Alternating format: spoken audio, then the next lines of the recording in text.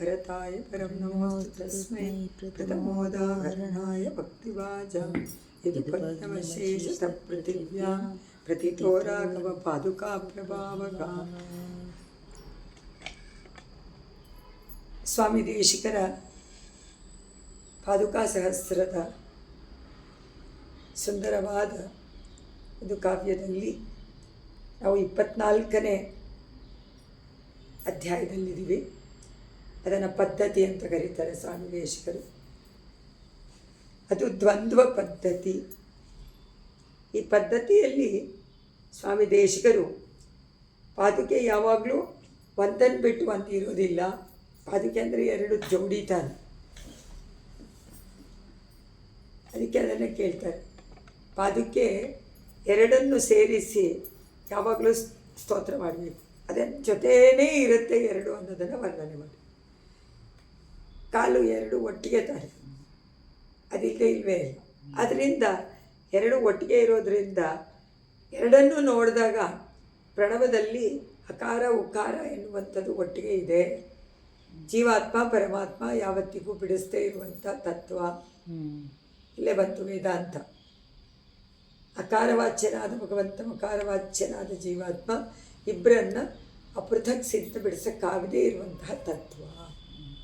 ಹೇಗೆ 2 ಪಾದುಕೆಗಳು ಒಟ್ಟಿಗೆ ಇದೆಯೋ ಅದಕ್ಕೆ ಅದನ್ನು ತಗೊಂಡಿದ್ದಾರೆ ಪೂರ್ತಿ ವಿಷಯ. ಪ್ರಣವದಲ್ಲಿ 2 ವರ್ಣಗಳು ಸೇರಿ ಓ ಅಂತಾಗುತ್ತಲ್ಲ, ಅದರಂತೆ ನೀನು ಜೊತೆಯಲ್ಲಿಯೇ ಯಾವಾಗಲೂ ಅಷ್ಟು ಪ್ರಕಾಶಮಾನವಾಗಿ ಭಗವಂತನನ್ನು ಬಿಟ್ಟಿರಿ. ಅಲ್ಲೂ ಒಂದಿದೆ, ಭಗವಂತನ ಬಿಡದೇ ಇರುವಂಥದ್ದು ಒಂದು ಒಟ್ಟಿಗೆ ಅಪೃಥಕ್ ಸಿದ್ಧ.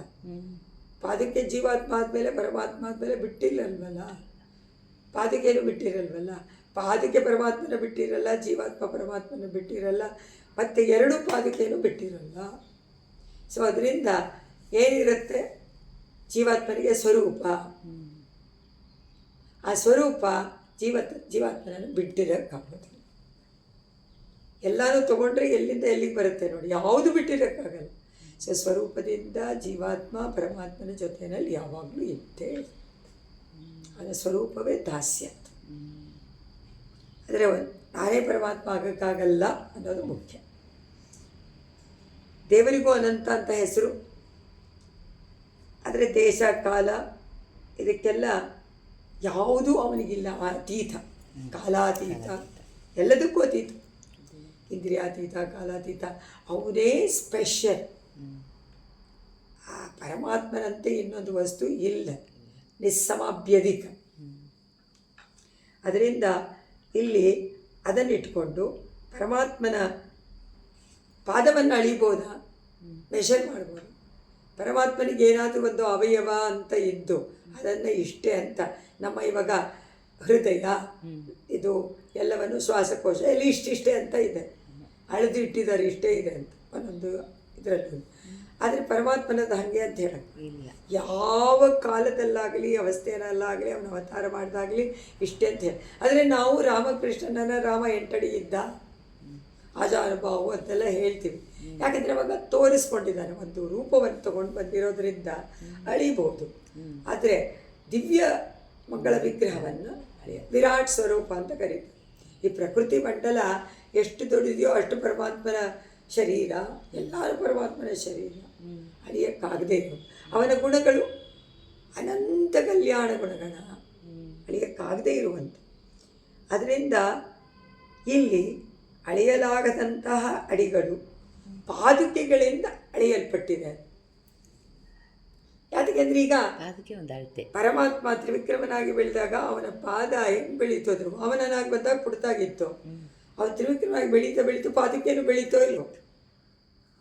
ಅದರಿಂದ ಈಗ ಪಾದುಕೆಯಿಂದ ಅಳಿಬಹುದು ಅಂತ ಅವನಿಂದ ಅಳಿಯೋಕ್ಕಾಗದೆ, ಆದರೆ ಅಳಿಬಹುದು ಅಂತ ಇಲ್ಲಿ ಹೇಳಿ. ಅಕಾರ ಓ ಅನ್ನುವಂಥದ್ದು, ಓ ಅನ್ನುವಂಥ ಅಕ್ಷರ ಯಾವುದರಿಂದ ಉಂಟಾಯ್ತಂದರೆ ಅಕಾರ ಉಕಾರ ಸೇರಿ ಉಂಟಾಗತ್ತೆ. ಹೇಗೆ ಇರೋಕ್ಕಾಗಲ್ವೋ, ಓ ಅಂದರೆ ಅಕಾರ ಉಕಾರ 2 ಬಿಟ್ಟಿರಲ್ದೇ ಇದ್ದರೆ ಓ ಬರೋದಿಲ್ಲ.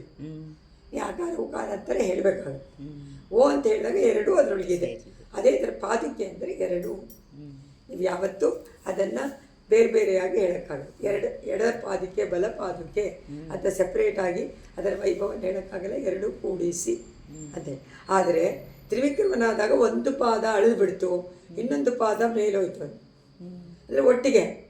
ಸೊ ಅಂದರೆ ಎಲ್ಲನೂ ಅಳ್ಕೊಂಡ ಅಂತ ಅರ್ಥ. ಒಂದನ್ನು ಅಳಿಯೋಕ್ಕಾಗಲ್ಲ, ಒಂದು ಪಾದವನ್ನು ಭೂಮಿ ಮೇಲಿಟ್ಟು ಇನ್ನೊಂದು ಪಾದವನ್ನು ತೆಗೆದ್ರೆ ಮಿಕ್ಕಿದೆಲ್ಲ ಅಳ್ಕೊಂಡ್ಬಿಡ್ತು ಅಂತ.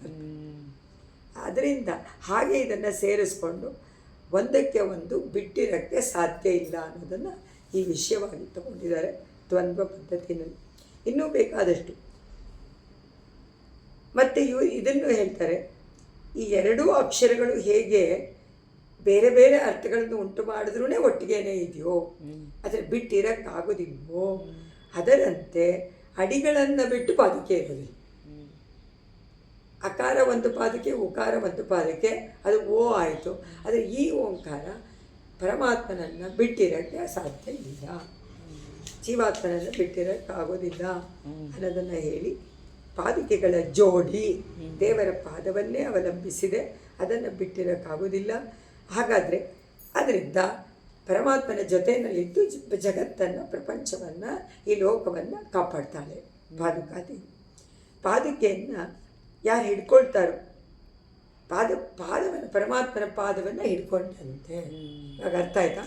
ಶಠಾರಿ ಅನ್ನೋದು ನಮ್ಮ ತಲೆ ಮೇಲೆ ಇಡ್ತಾರಲ್ಲ ದೇವಸ್ಥಾನದಲ್ಲಿ, ಏನನ್ನು ಇಡ್ತಾರೆ? ಪರಮಾತ್ಮನ ಪಾದವನ್ನು ತೊಗೊಂಡು ಬಂದು ಇಡೋದಕ್ಕೆ.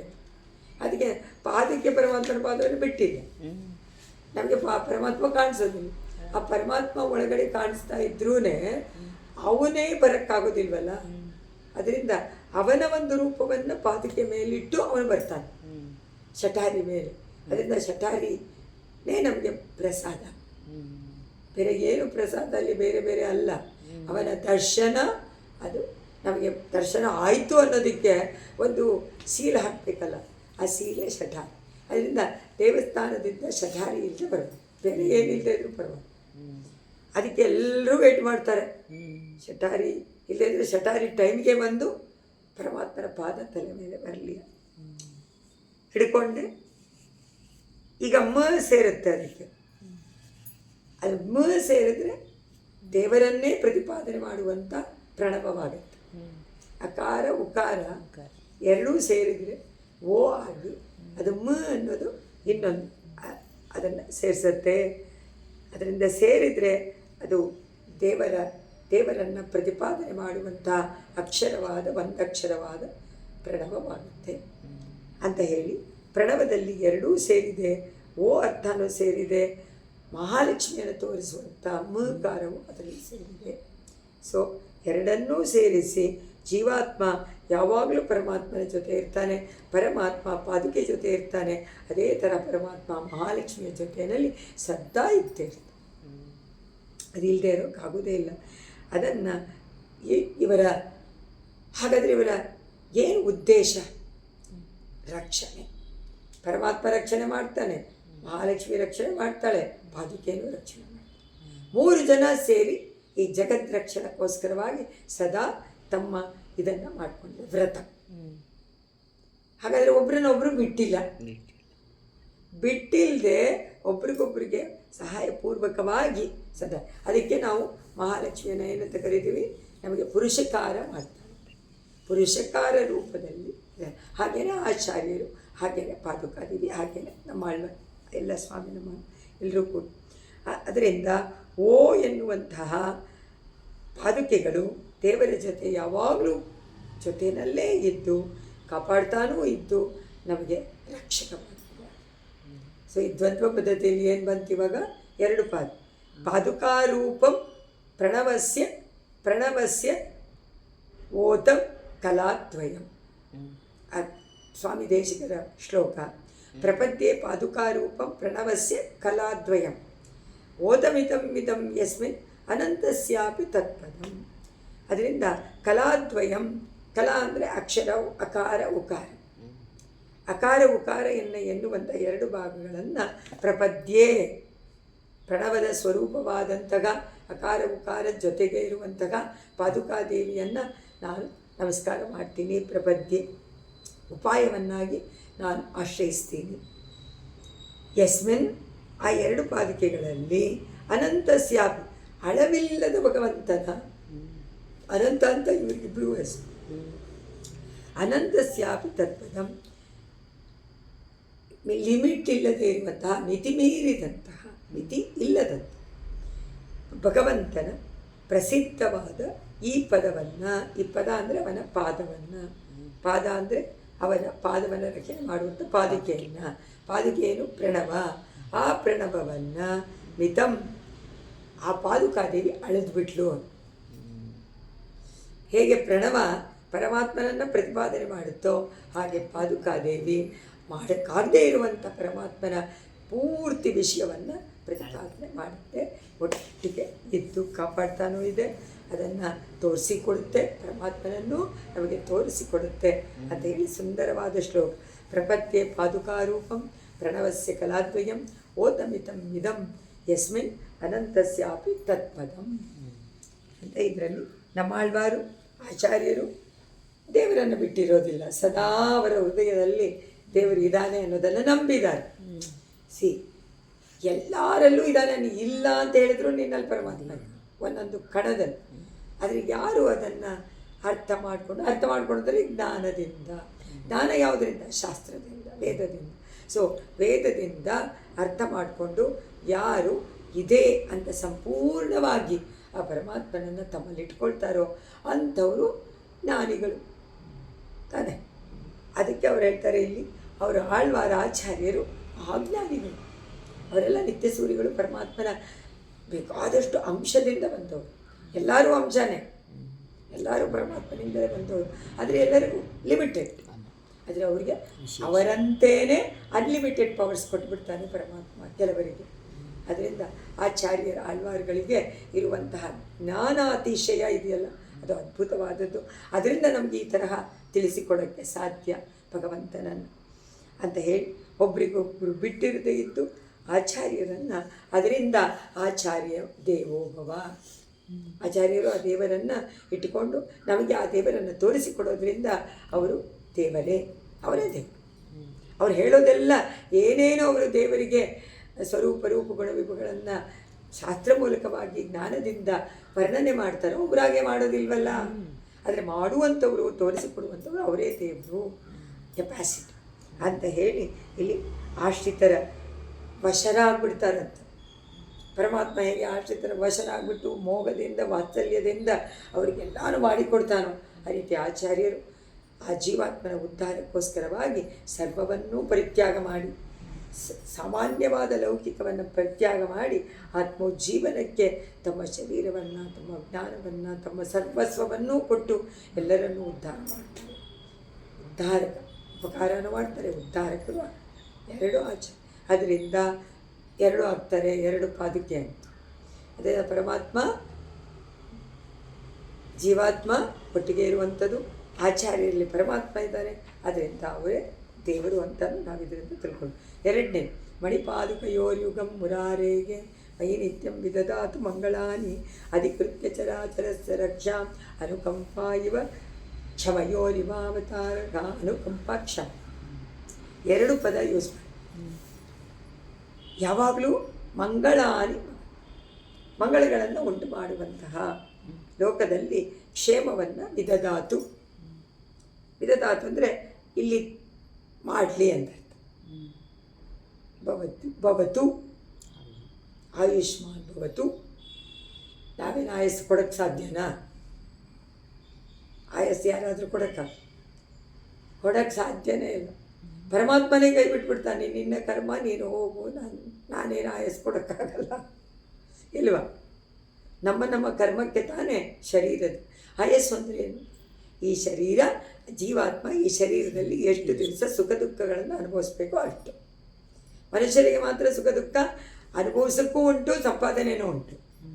ಪ್ರಾಣಿಗಳಿಗೆಲ್ಲ, ಬೇರೆ ತಿರಿಯ ಜಂತುಗಳಿಗೆಲ್ಲ ಇಲ್ಲ. ಅವೆಲ್ಲ ಬರೀ ಪಾಪಕರ್ಮವನ್ನು ಮಾಡಿದ್ದಕ್ಕೆ ಫಲವನ್ನು ಅನುಭವಿಸುವಂಥದ್ದು, ಪಾಪಯೋನಿ. ಆದರೆ ಇದು ದಿವ್ಯ ಯೋನಿಯಲ್ಲ, ಮನುಷ್ಯ ದೇವತೆ. ಅದರಿಂದ ಹಾಳು ಮಾಡ್ಕೋಬೇಡಿ, ಈ ಒಂದು ಅವಕಾಶವನ್ನು ಬಿಡಬೇಡಿ. ಅರ್ಥ ಮಾಡಿಕೊಂಡು ಸಾಕು, ಈ ಪ್ರಪಂಚ ಮತ್ತೆ ಮತ್ತೆ ಹುಟ್ಟು ಸಾವು ಎನ್ನುವಂಥದ್ದು ಒಂದೊಂದು ಯೋನಿನಲ್ಲಿ ಹೋಗಿ ಬಂದು ಸಂಸಾರದಲ್ಲಿ ಸಂಸರಣ ಮಾಡಿಕೊಂಡು ಯಾತಕ್ಕೆ ಒದ್ದಾಡ್ತೀರ? ಕ್ಲೇಶವನ್ನು ಬಿಟ್ಟು ಪರಮಾತ್ಮನನ್ನು ತೋರಿಸುವಂತಹ ಆಚಾರ್ಯರ ಪ್ರತಿಪತ್ತಿ, ಅವರಲ್ಲಿರುವಂಥ ಭಕ್ತಿ, ಅವರೇ ದೇವರು ಅಂತ ಇರುವಂತಹ ಒಂದು ಆ ಮಾನಸಿಕ ಭಾವನೆ ಅದು ಬಂದರೆ ಸಾಕು, ಇಲ್ಲಿಂದ ಮುಕ್ತಿ ಅದು ಬರಬೇಕು, ಸಂಪೂರ್ಣವಾಗಿ ಬರಬೇಕು ಅಂತ ತಿಳಿಸಿಕೊಟ್ಟು. ಅದರಿಂದ ಲೋಕವನ್ನು ಕಾಪಾಡೋದು ಯಾವುದು? ಯಾವ ಗುಣ ಪರಮಾತ್ಮನದ್ದು? ದಯೆ, ಕ್ಷಮೆ. ದಯಾದೇವಿ, ಕ್ಷಮಾದೇವಿ, ಕರುಣಾದೇವಿ, ಕಾರುಣ್ಯದೇವಿ. ಇದಾರೋ ಇಲ್ವೋ? 5 ಜನ ದೇವಿಯರು. ಪಾದುಕಾದೇವಿ, ದಯಾದೇವಿ, ಶ್ರೀದೇವಿ, ಭೂದೇವಿ, ನೀಲಾದೇವಿ. 5 ಜನ ದೇವಿಗಳು ಯಾವಾಗಲೂ ಜೊತೆಯಲ್ಲೇ ಇರ್ತಾರೆ. ಆದರೆ ಎಲ್ಲ ದೇವಿಗಳು ದಯೆಯನ್ನು ಫಾಲೋ ಮಾಡ್ತಾರೆ. ಅದು ಪರಮಾತ್ಮನ ಮುಖ್ಯ ದೇವಿ. ಮಹಿಷಿ ಪಟ್ಟಮೈ ದಯಾದೇವಿ. ಇಲ್ಲಿ ಹೇಳ್ತಾರೆ, ಕಾಪಾಡುವುದಕ್ಕೆ ಅಧಿಕೃತ್ಯ ಚರಾಚರಸ್ಯ, ಚರ ಅಚರ ಕೂಡಿರುವಂಥ ಈ ಪ್ರಪಂಚ ಅಂದರೆ ಏನು? ಚರಾಚರ, ಚೇತನ ಅಚೇತನ ಸ್ವರೂಪ. ಪರಮಾತ್ಮನೇ ಬೇರೆ. ಈ ಪ್ರಕೃತಿ ಲೀಲಾ ವಿಭೂತಿ ಚರಾಚರ, ನಿತ್ಯ ವಿಭೂತಿ ನಿತ್ಯನಾದ ಇದು ನಿತ್ಯನೇ. ಆದರೆ ಇದು ಯಾವಾಗಲೂ ಒಂದು ಅವಸ್ಥೆಗೆ ಒಳಪಟ್ಟಿದೆ, ದೇಶ ಕಾಲ ಅವಸ್ಥೆಗೆ ಒಳಪಟ್ಟಿರೋದ್ರಿಂದ ಚೇಂಜ್ ಆಗ್ತಾನೆ ಇದೆ. ಅದರ ನಿತ್ಯ ಲೋಕದಲ್ಲಿ ಇಲ್ಲ, ಕಾಲನೂ ಇಲ್ಲ. ಅದರಿಂದ ಇದು ಸಂಸರತಿ. ಅದು ಸಂಸಾರ ಅಲ್ಲ, ಇದು ಸಂಸಾರ. ಸಂಸಾರವನ್ನು ಬಿಟ್ಬಿಡ್ಬೇಕು. ಯಾಕೆಂದರೆ ಇಲ್ಲಿ ಓಡಾಡ್ತಾನೆ ಇರ್ತೀವಿ, ಅಲ್ಲಿ ಓಡಾಟ ಇಲ್ಲ, ಕಾಲ ಪರಿಮಾಣನೇ ಇಲ್ಲ, ಸದಾ ಪರಮಾನಂದ, ಅನ್ಲಿಮಿಟೆಡ್ ಆನಂದ. ಅದಕ್ಕೆ ಸದಾ ಅಂದ್ಬಿಟ್ರಲ್ಲ, ಸದಾ ಪಶ್ಯಂತಿ ಸೂರ್ಯ ದಿವಿ ಚಕ್ಷುರಾಗತಂ. ಅದರಿಂದ ಇಲ್ಲಿ ಹೇಳ್ತಾರೆ, ಲೋಕವನ್ನು ಕಾಪಾಡೋಕ್ಕೆ ದಯೆ ಮತ್ತೆ ಬೇಕು. ಇನ್ನೊಂದು ಕ್ಷಮ, ದಯೆ. ಕ್ಷಮ ಅಂದರೆ ಕ್ಷಮೆ ಮಾಡೋದು. ಸಹನ, ಕ್ಷಮ, ಕರುಣ, ದಯೆ. ಇದರಲ್ಲಿ ಯಾವುದು ದಯೆ ಅನ್ನಿಸ್ಕೊಳ್ಳುತ್ತೆ? ಇದೆಲ್ಲ ಸೇರಿದ್ರೇ ದಯೆ ಆಗೋದು. ನೀ ಸುಮ್ಮನೆ ಬಾಯಿನಲ್ಲಿ ಅವ್ರ ಮೇಲೆ ಕಷ್ಟಪಡ್ತಾರಲ್ಲ, ಅದು ಬಿಟ್ಟರೆ ಏನಾದರೂ ಅದು ದಯೆನ? ಇಲ್ಲ ರೀ, ಏನು ಯೋಚನೆ ಮಾಡಬೇಡಿ ಅಂತ ಒಂದು ವಾಕ್ ಸಹಾಯನಾದರೂ ಮಾಡ್ಬೋದು, ಅದು ದಯೆ ಆಗಲ್ಲ, ಅದು ಸಹಾಯ.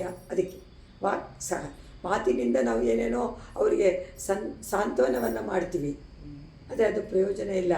ಅವರಿಗೆ ಸಾಂತ್ವನವನ್ನು ಮಾಡಿದರೆ ಅವರು ಆ ಒಂದು ದುಃಖದಿಂದ ಹೊರಗಡೆ ಬರಬೇಕು, ಅದು ದಯೆ. ಅದರಿಂದ ಇಲ್ಲಿ ದಯಾದೇವಿ, ಕ್ಷಮ ಎರಡನ್ನೂ ತಗೊಂಡಿದ್ದಾರೆ ಕಾಪಾಡೋದಕ್ಕೆ. ಅನುಕಂಪ, ಕ್ಷಮಯೋಗ ಇವ ಅವತಾರ. 2 ಬೇಕೋ ಇಲ್ವೋ? ಅನುಕಂಪ ಬೇಕು, ದಯೆ ಬೇಕು. ಅದು ಎರಡು ಪಾದುಕಾದೇವಿನ ಇದು 2ರಿಂದ ಕೂಡಿರುವಂಥ ದ್ವಂದ್ವ ಅಂದರೆ 2 ಒಟ್ಟಿಗೆ ಬಿಡದೇ ಇರುವಂಥದ್ದು. ಸೊ ಕ್ಷಮ ಇಲ್ಲದೆ ಇದ್ದರೆ ದಯ ಅನಿಸ್ಕೊಳ್ಳೋದು.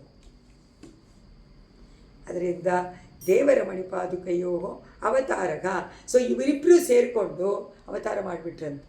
ಪರಮಾತ್ಮನ ದಯಾ ಕ್ಷಮ ಇಬ್ಬರು ಸೇರಿ ನಾವಿಬ್ಬರು ಹೋಗಿ ಕೆಳಗಡೆ ಹೋಗೋಣ ಅಂಥೇಳಿ ಪಾದುಕೆಯಾಗಿ ಬಂದು 2 ಆಗಿಬಿಟ್ರು. ಒಟ್ಟಿಗೆ ಇರ್ತಾರೆ ಭಗವಂತನ ಜೊತೆನಲ್ಲಿ. ಅದು ಮಮ ನಿತ್ಯಂ ಮಂಗಳಾನಿ. ನನಗೆ ಆ ಪಾದುಕ ಎನ್ನುವಂತಹ ಇಬ್ಬರೂ ಕೂಡ ಸೇರಿ ಪರಮಾತ್ಮನ ದಯಾ ಕ್ಷಮ 2 ನನ್ನನ್ನು ಕ್ಷಮೆ ಮಾಡಲಿ, ದಯೆಯಿಂದ ಕ್ಷಮೆ ಮಾಡಲಿ ನನ್ನನ್ನು. ಯಾಕಂದರೆ ದೇಶಿಕರು ಹೇಳ್ತಾರೆ, ಅಮಸ್ಮೆ ಅಪರಾಧ ಚಕ್ರವರ್ತಿ ಕರುಣೇತ್ವಂಚ ಗುಣೇಶು ಸಾರ್ವಭೌಮಿ. ಅಮ್ಮ ನೀನು ಸಾರ್ವಭೌಮಿ ದಯಾದೇವಿ. ನೋಡಿ, ದಯಾದೇವಿಗೆ 2 ಅನುಕಂಪನೂ ಇದೆ, ಕ್ಷಮಾನೂ ಇದೆ. ಆ 2 ಸೇರ್ಕೊಂಡ್ಬಿಟ್ಟು ಪಾದುಕೆಯಲ್ಲಿ ಎಲ್ಲನೂ ಸೇರ್ಕೊಂಡ್ಬಿಡ್ತು. ಎಲ್ಲ ಗುಣಗಳು ಸೇರಿ ಈ ಜೀವಾತ್ಮನನ್ನು ರಕ್ಷಣೆ ಮಾಡೋಕ್ಕೋಸ್ಕರ. ಯಾಕಂದರೆ ಜೀವಾತ್ಮ ಆರ್ದ್ರಾಪರಾಧ. ಅವಾಗವಾಗಲೇ ಕ್ಷಣ ಈಗ ತಾನೇ ಹೇಳಿರ್ತಾನೆ, ನಾನು ತಪ್ಪು ಮಾಡಿಬಿಟ್ಟೆ ಪರಮಾತ್ಮ ಕ್ಷಮಾಪಣೆ ಮಾಡು ಅಂತ ಕೇಳ್ಕೊಂಡು ತಕ್ಷಣ ಇನ್ನು ಮುಗಿಸಿಲ್ಲ, ಅಷ್ಟೊಳಗೆ ಇನ್ನೊಂದು ಅಪರಾಧ. ಆರ್ದ್ರಾಪರಾಧಿ ನಿಜನೇ ಪ್ರತಿರಕ್ಷಣಾರ್ಥಂ ರಂಗೇಶ್ವರ ಸಂಗ್ರಹ ನಿವೇಶ್ಯಮಾನೇ. ದಯಾಶತಕ. ನಾವೆಲ್ಲ ಆರ್ದ್ರಾಪರಾಧಿನಿಗಳು. ಆದ್ದರಿಂದ ನಮ್ಮನ್ನು ರಕ್ಷಣೆ ಮಾಡೋಕ್ಕೋಸ್ಕರವಾಗಿ ದಯಾದೇವಿ ಅಷ್ಟು ಮುಂದೆ ಬಂದು ಪರಮಾತ್ಮನನ್ನು ಕ್ಷಮೆ ಮಾಡು ಅಂಥೇಳಿ ಮಾಡಿಸಿ ಕರ್ಕೊಂಡು. ಪುರುಷಕಾರ ಮಾಡೋಕ್ಕೆ ಏನು ಗುಣ ಇರಬೇಕು ಅಂದರೆ ಇದೆಲ್ಲ ಇರಬೇಕು. ಅದಕ್ಕೆ ಅಷ್ಟು ದೇವಿಗಳು ಪರಮಾತ್ಮನ ಜೊತೆ. ದೇವಿಗಳೆಲ್ಲ ಅವನ ಕಲ್ಯಾಣ. ಅಪರಿಮಿತವಾದ ಉತ್ತಮ ಸುಖವನ್ನು, ಮೋಕ್ಷವನ್ನು, ಸುಖವನ್ನು ನನಗೆ ಕೊಡಲಿ ಅಂತ. ಅಂದರೆ ಏನರ್ಥ? ಕ್ಷೇಮ ಅಂದರೆ ಏನು? ಆತ್ಮದ ಕ್ಷೇಮ ಈ ಸಂಸಾರದ ಬಿಡುಗಡೆ. ಬಿಡುಗಡೆ ಮಾಡೋದೇನೆ ಕ್ಷೇಮ. ಇಲ್ಲದೇ ಇದ್ರೆ ಇಲ್ಲಿ ಏನು ಯೋಗಕ್ಷೇಮ ಮಹಾಮ್ಯಮ್ ಅಂದರೆ ಪರಮಾತ್ಮ ಇಲ್ಲಿನ ಯೋಗ ಅಂತ ಹೇಳಲಿಲ್ಲ. ಇಲ್ಲಿನ ಯೋಗ ನಿನಗೆ ಕಣ್ಣಿಗೆ ಕಾಣಿಸುತ್ತೆ, ನೀನೇ ಅದೇ ಸಂಪಾದನೆ ಮಾಡೋಕ್ಕೆ ಕಷ್ಟಪಟ್ಟು ಮಾಡ್ತೀಯ ಕರ್ಮವನ್ನು. ಪರಮಾತ್ಮನಿಗೋಸ್ಕರ ಅಂತ ಮಾಡಲ್ಲ, ನನಗೆ ಬೇಕು ಎಲ್ಲ ಅಂತ ಮಾಡ್ತೀಯ. ಏನು ಪ್ರಯೋಜನ ಆಯಿತು? ಇಲ್ಲ. ಯೋಗಕ್ಷೇಮಂ ಅಂತ ಹೇಳಿದ್ದು ಪರಮಾತ್ಮ ಕೃಷ್ಣ ನಮ್ಮ ಈ ಜೀವಾತ್ಮದ ಯೋಗಕ್ಷೇಮ ಮಹಾಮ್ಯ.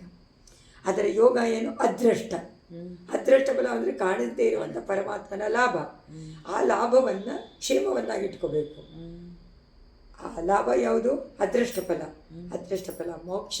ಅದನ್ನು ಕ್ಷೇಮವಾಗಿಟ್ಕೋಬೇಕು ಅಂತಂದರೆ ಪರಮಾತ್ಮನೇ ಅದಕ್ಕೆ ಸಂಕಲ್ಪ. ಮೂರನೇ ಚರಣವು ಮಣಿಪ. ಇದು ತುಂಬ ಎರಡೆರಡು ಸತಿ ಹೇಳ್ತೀವಿ, ಯಾವಾಗಲೂ ಇದನ್ನು ಹೇಳ್ತಾನೆ. ಅಧಿಕೃತ್ಯ ಚರಾಚರ ರಕ್ಷಾಮನುಕಂಪ ಇವ ಕ್ಷಮಯೋರಿವಾವತಾರವ. ಈ ಶ್ಲೋಕವನ್ನು ನಾತಿಗೆ 2 ಸತಿ ಹೇಳಬೇಕು ಅಂತಂದರೆ ಪಾದುಕಾದೇವಿ ಈ ಲೋಕವನ್ನು ರಕ್ಷಣೆ ಮಾಡೋಕ್ಕೋಸ್ಕರವಾಗಿ ಇಬ್ಬರಾಗಿ ಬಂದು ದಯಾಕ್ಷಮೆಯಿಂದ ಮಾಡ್ತಾ ಇದ್ದಾರೆ. ಅದು ಮಂಗಳಾನಿ ಎಲ್ಲ ಅಧಿಕೃತ್ಯ ಚರಾಚರ ರಕ್ಷಾ ಅನುಕಂಪ ಇವ ಕ್ಷಮ. ಯಾವಾಗಲೂ ನಿತ್ಯಂ ಮಂಗಳಾನಿ ಅಂದರೆ ಅರ್ಥ ಏನು? ದೇಶಿಕರು ನನಗೆ ಅಂತ ಹೇಳ್ತಾರೆ. ನೀವು ಈ ಶ್ಲೋಕವನ್ನು ಹೇಳಿದಾಗ ನಿಮಗೆ ಆಗುತ್ತಲ್ಲ, ಅದನ್ನು ಎಲ್ಲರಿಗೂ ಮಂಗಳವನ್ನು ಉಂಟು ಮಾಡಲಿ ಅಂತ ಪ್ರಾರ್ಥನೆ. ನಮ್ಮ ಮನಸ್ಸಿನಲ್ಲಿ ಯಾವಾಗಲೂ ಲೋಕವೇ ಇರಬೇಕಲ್ಲ, ವಸುದೇವ ಕುಟುಂಬ ಅಂತ ನಮ್ಮ ಕುಟುಂಬ ಅಲ್ವೇ ಅಲ್ಲ, ಭಗವಂತನ ಕುಟುಂಬ.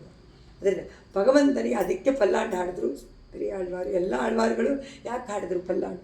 ನಾವು ಯಾಕೆ ವಾಳಿ ವಾಳಿ ವಾಳಿ ವಾಳಿ ಅಂತ ಹೇಳಬೇಕು ಪರಮಾತ್ಮನಿಗೆ? ಅವನಿದ್ರೆ ತಾನೇ, ಅವನ ಕಲ್ಯಾಣ ಗುಣಗಳಿದ್ದರೆ ತಾನೇ ನಾವೆಲ್ಲ ಇಲ್ಲಿರ್ಬೋದು. ನಮ್ಮ ಆತ್ಮದ ಯೋಗಕ್ಷೇಮವು ಅವನು ನೋಡ್ಕೊಳ್ಬೋದು. ಅದರಿಂದ ಅವನನ್ನು ಸ್ತೋತ್ರ ಮಾಡ್ತಾ ಇರಬೇಕು. ಅದಕ್ಕೋಸ್ಕರ ಅವನು ಚೆನ್ನಾಗಿರಬೇಕು. ಅವರನ್ನು ನಾವ್ಯಾರೋ ಆಶೀರ್ವಾದ ಮಾಡೋದು ಅದ್ರಲ್ಲಿ ಬರುತ್ತೆ ತಿರುಪಲ್ಲಾಂಡಲ್ಲಿ. ತಿರುಪಲ್ಲಾಂಡ್ ಯಾಕೆ ಹೇಳಿದ್ರು ಅಂದರೆ ಪರಮಾತ್ಮನನ್ನು ಪೆರಿಯಾಳ್ವಾರ್ ಒಂದು ಚಿಕ್ಕ ಮಗುವಂತೆ ನೋಡಿಬಿಟ್ರು ವಾತ್ಸಲ್ಯದಿಂದ. ವಾತ್ಸಲ್ಯ ಉಂಟಾದಾಗ ಅದು ರಕ್ಷಣೆ ಮಾಡಬೇಕು ಅನ್ನೋದಿರುತ್ತೆ. ನನಗೆ ಅದು ರೆಸ್ಪಾನ್ಸಿಬಿಲಿಟಿ ಅನ್ನೋದು ಬಂದ್ಬಿಡುತ್ತೆ. ಪರಮಾತ್ಮನಿಗೆ ಏನು ಆಗಬಾರ್ದು ಅನ್ನುವಂತಹ ಪ್ರೀತಿಪೂರ್ವಕವಾಗಿ ವಾತ್ಸಲ್ಯದಿಂದ ವ್ಯಾಮೋಹದಿಂದ ಪರಮಾತ್ಮ ಚೆನ್ನಾಗಿರಪ್ಪ ಚೆನ್ನಾಗಿರಪ್ಪ ಚೆನ್ನಾಗಿರಪ್ಪ, ಯಾವ ಕಣ್ಣು ನಿನಗೆ ಬೀಳದೇ ಇರಲಿ ಅಂತ ಬಂದ್ಬಿಡ್ತೋ ಇಲ್ವೋ ಸ್ಪಾಂಟೇನಿಯಸ್ ಆಗಿ ಪೆರಿಯಾಳ್ವಾರ್ಗೆ. ಅದು ಆ ಭಾವನೆ ಯಾವಾಗಲೂ. ಚರಣೋ ಮಣಿಪಾದುಕೆ ಮುರಾರೇಗೆ ಪ್ರಣತಾನ್ ಪಾಲಯಿತು ಪ್ರಪದ್ಯಮಾನಂ ವಿಪದಾಮಿಗ ದೈವಮಾನುಷೀಣ ಪ್ರತಿಕಾರಂ ಯುವಯೋಗೋದ್ವಯಂ ಪ್ರತಿಮಗ. ಮಣಿಪಾದುಕಯೋಯುಗಂ ಮುರಾರೇಗೆ.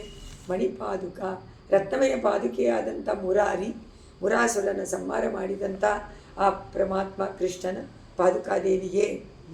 ಅದಕ್ಕೆ ಕೇಳ್ತಾರೆ ಪ್ರಪದ್ಯಮಾನಂ ಪಾಲಯಿತು ಮುರಾರೇ. ಪಾಲಯಿತು ಅಂದರೆ ಕಾಪಾಡೋದಕ್ಕೂ. ದೇವರ ಚರಣವು ಅಡಿಗಳನ್ನು ಪ್ರಪದ್ಯಮಾನಂ ಸರಿಯಾಗಿ ಆಶ್ರಯಿಸಿರುವಂಥ ಯುವಯೋಗೋ ದ್ವಯಂ. ನೀವಿಬ್ಬರು ನಿಮ್ಮ ಒಂದು ಜೊತೆಯನ್ನು ಈ ಲೋಕದಲ್ಲಿ ದೈವ ಮಾನುಷೀನ, ಪ್ರಾಣಿಗಳೆಲ್ಲ ಏನು ಮಾಡೋಕ್ಕಾಗಲ್ಲ ಆಶ್ರಯ. ಆದ್ದರಿಂದ ಆ ಪ್ರಾಣಿಗಳಲ್ಲಿ ಒಂದಾದಂಥ ಮನುಷ್ಯ ದೇವ ಇವರಿಬ್ಬರು ಮಾಡಿ. ಅದರಿಂದ ಇವರಿಬ್ಬರು ಏನು ಮಾಡಬೇಕು? ಅಪರಿಮಿತವಾದಂತಹ, ಅದಕ್ಕೆ ಹೇಳ್ತಾರೆ ಲೋಕದಲ್ಲಿ ದೈವ ಮಾನುಷೀನ, ದೇವತೆಗಳು ಮನುಷ್ಯರಿಂದಲೂ ಬರುವಂಥ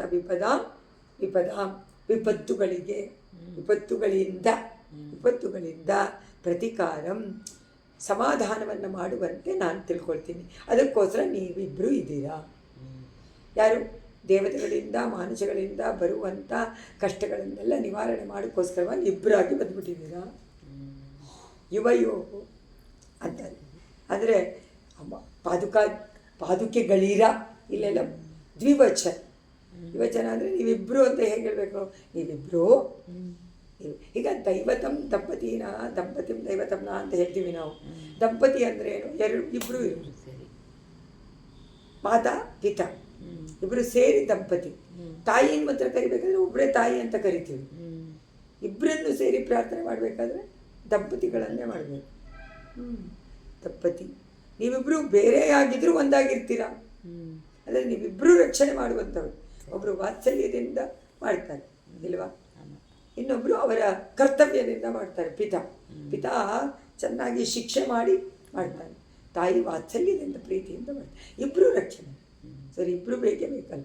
ಅದರಿಂದ ನೀವಿಬ್ಬರು ಬೇಕು. ನೀವಿಬ್ಬರು ನೋಡಿದರೆ ಲೋಕದ ಜನರಿಗೆ ಆಪತ್ತು ಬಂದಾಗ ಯಾವುದರಿಂದ ಬರುತ್ತೆ? ದೇವತೆಗಳಿಂದ ಬರುತ್ತೆ, ಮನುಷ್ಯರಿಂದ ಬರುತ್ತೆ. ಇದು ಎರಡು ಬಂದಾಗ ಅದರಿಂದ ಒಂದು ಅಧ್ಯಾತ್ಮ, ಆದಿ ಭೌತಿಕ ಬರುತ್ತೋ ಇಲ್ವೋ?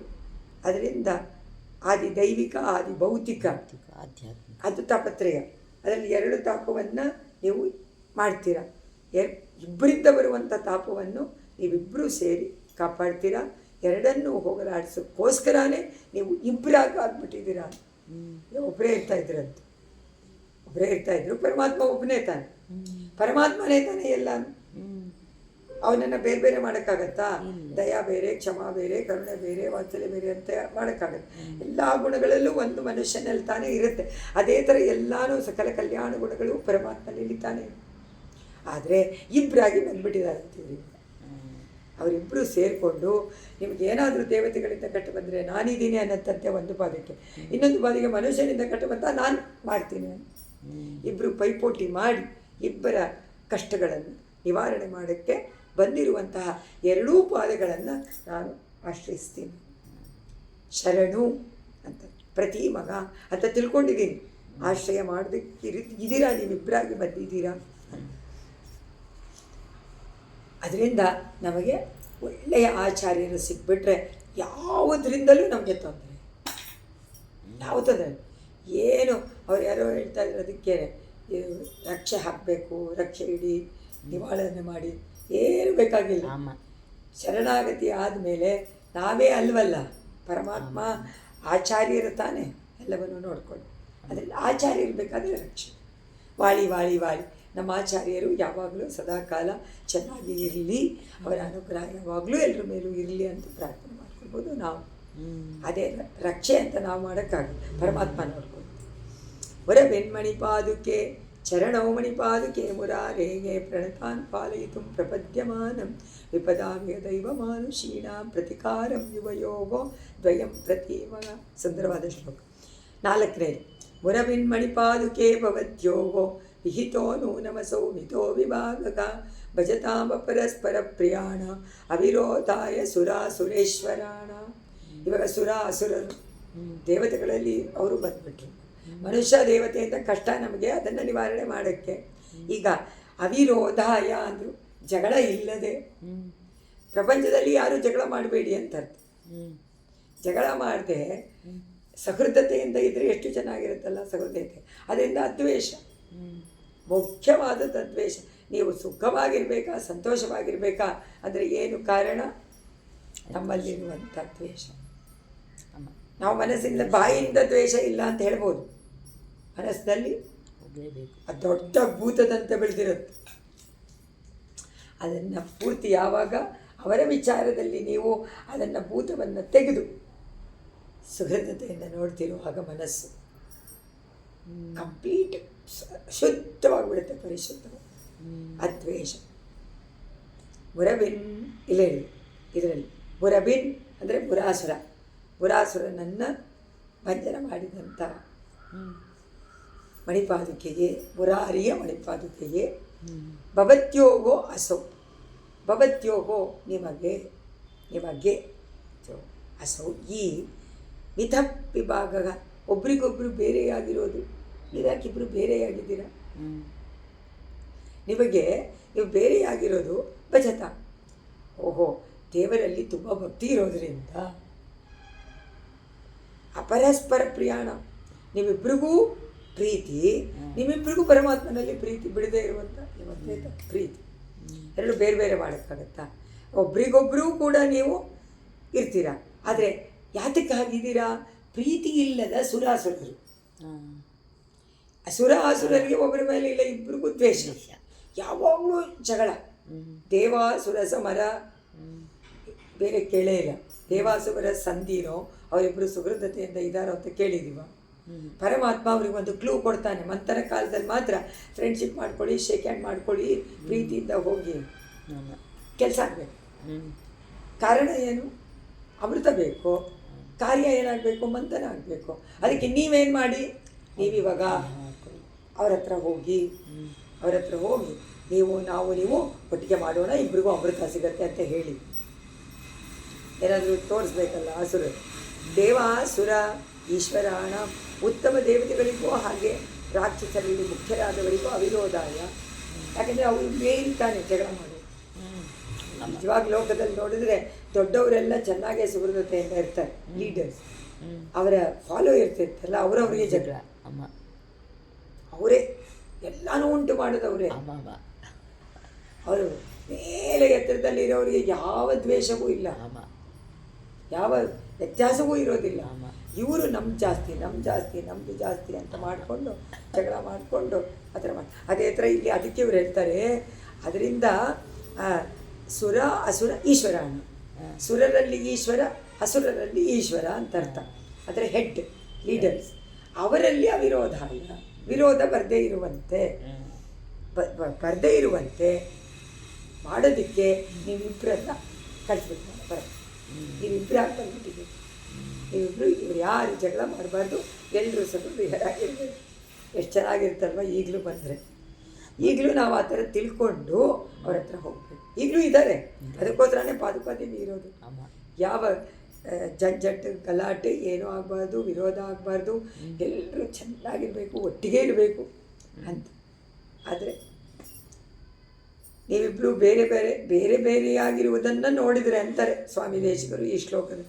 ನೋಡಿದರೆ ದೇವತೆಗಳು ಅಸುರರು ಯಾವಾಗಲೂ ಜಗಳ ಮಾಡೋದೇ ಅವರಿಗೆ ದ್ವೇಷನೇ. ಅದರಿಂದ ಅವರಿಬ್ಬರು ದೇವರಲ್ಲಿ ಭಕ್ತಿ ಇದೆ. ಅವರಿಗೆ ನಿಮ್ಮ ವಿಚಾರದಲ್ಲಿ ಜಗಳ ಬರಬಾರ್ದು ಅಂಥೇಳಿ ನಿಮ್ಮನ್ನು ಇಬ್ಬರಾಗಿ ಏರ್ಪಡಿಸ್ಕೊಂಡು ಬಿಟ್ಟಿದ್ದೀರ ಅಂತ ಹೇಳ್ತಾರೆ ದೇಶ.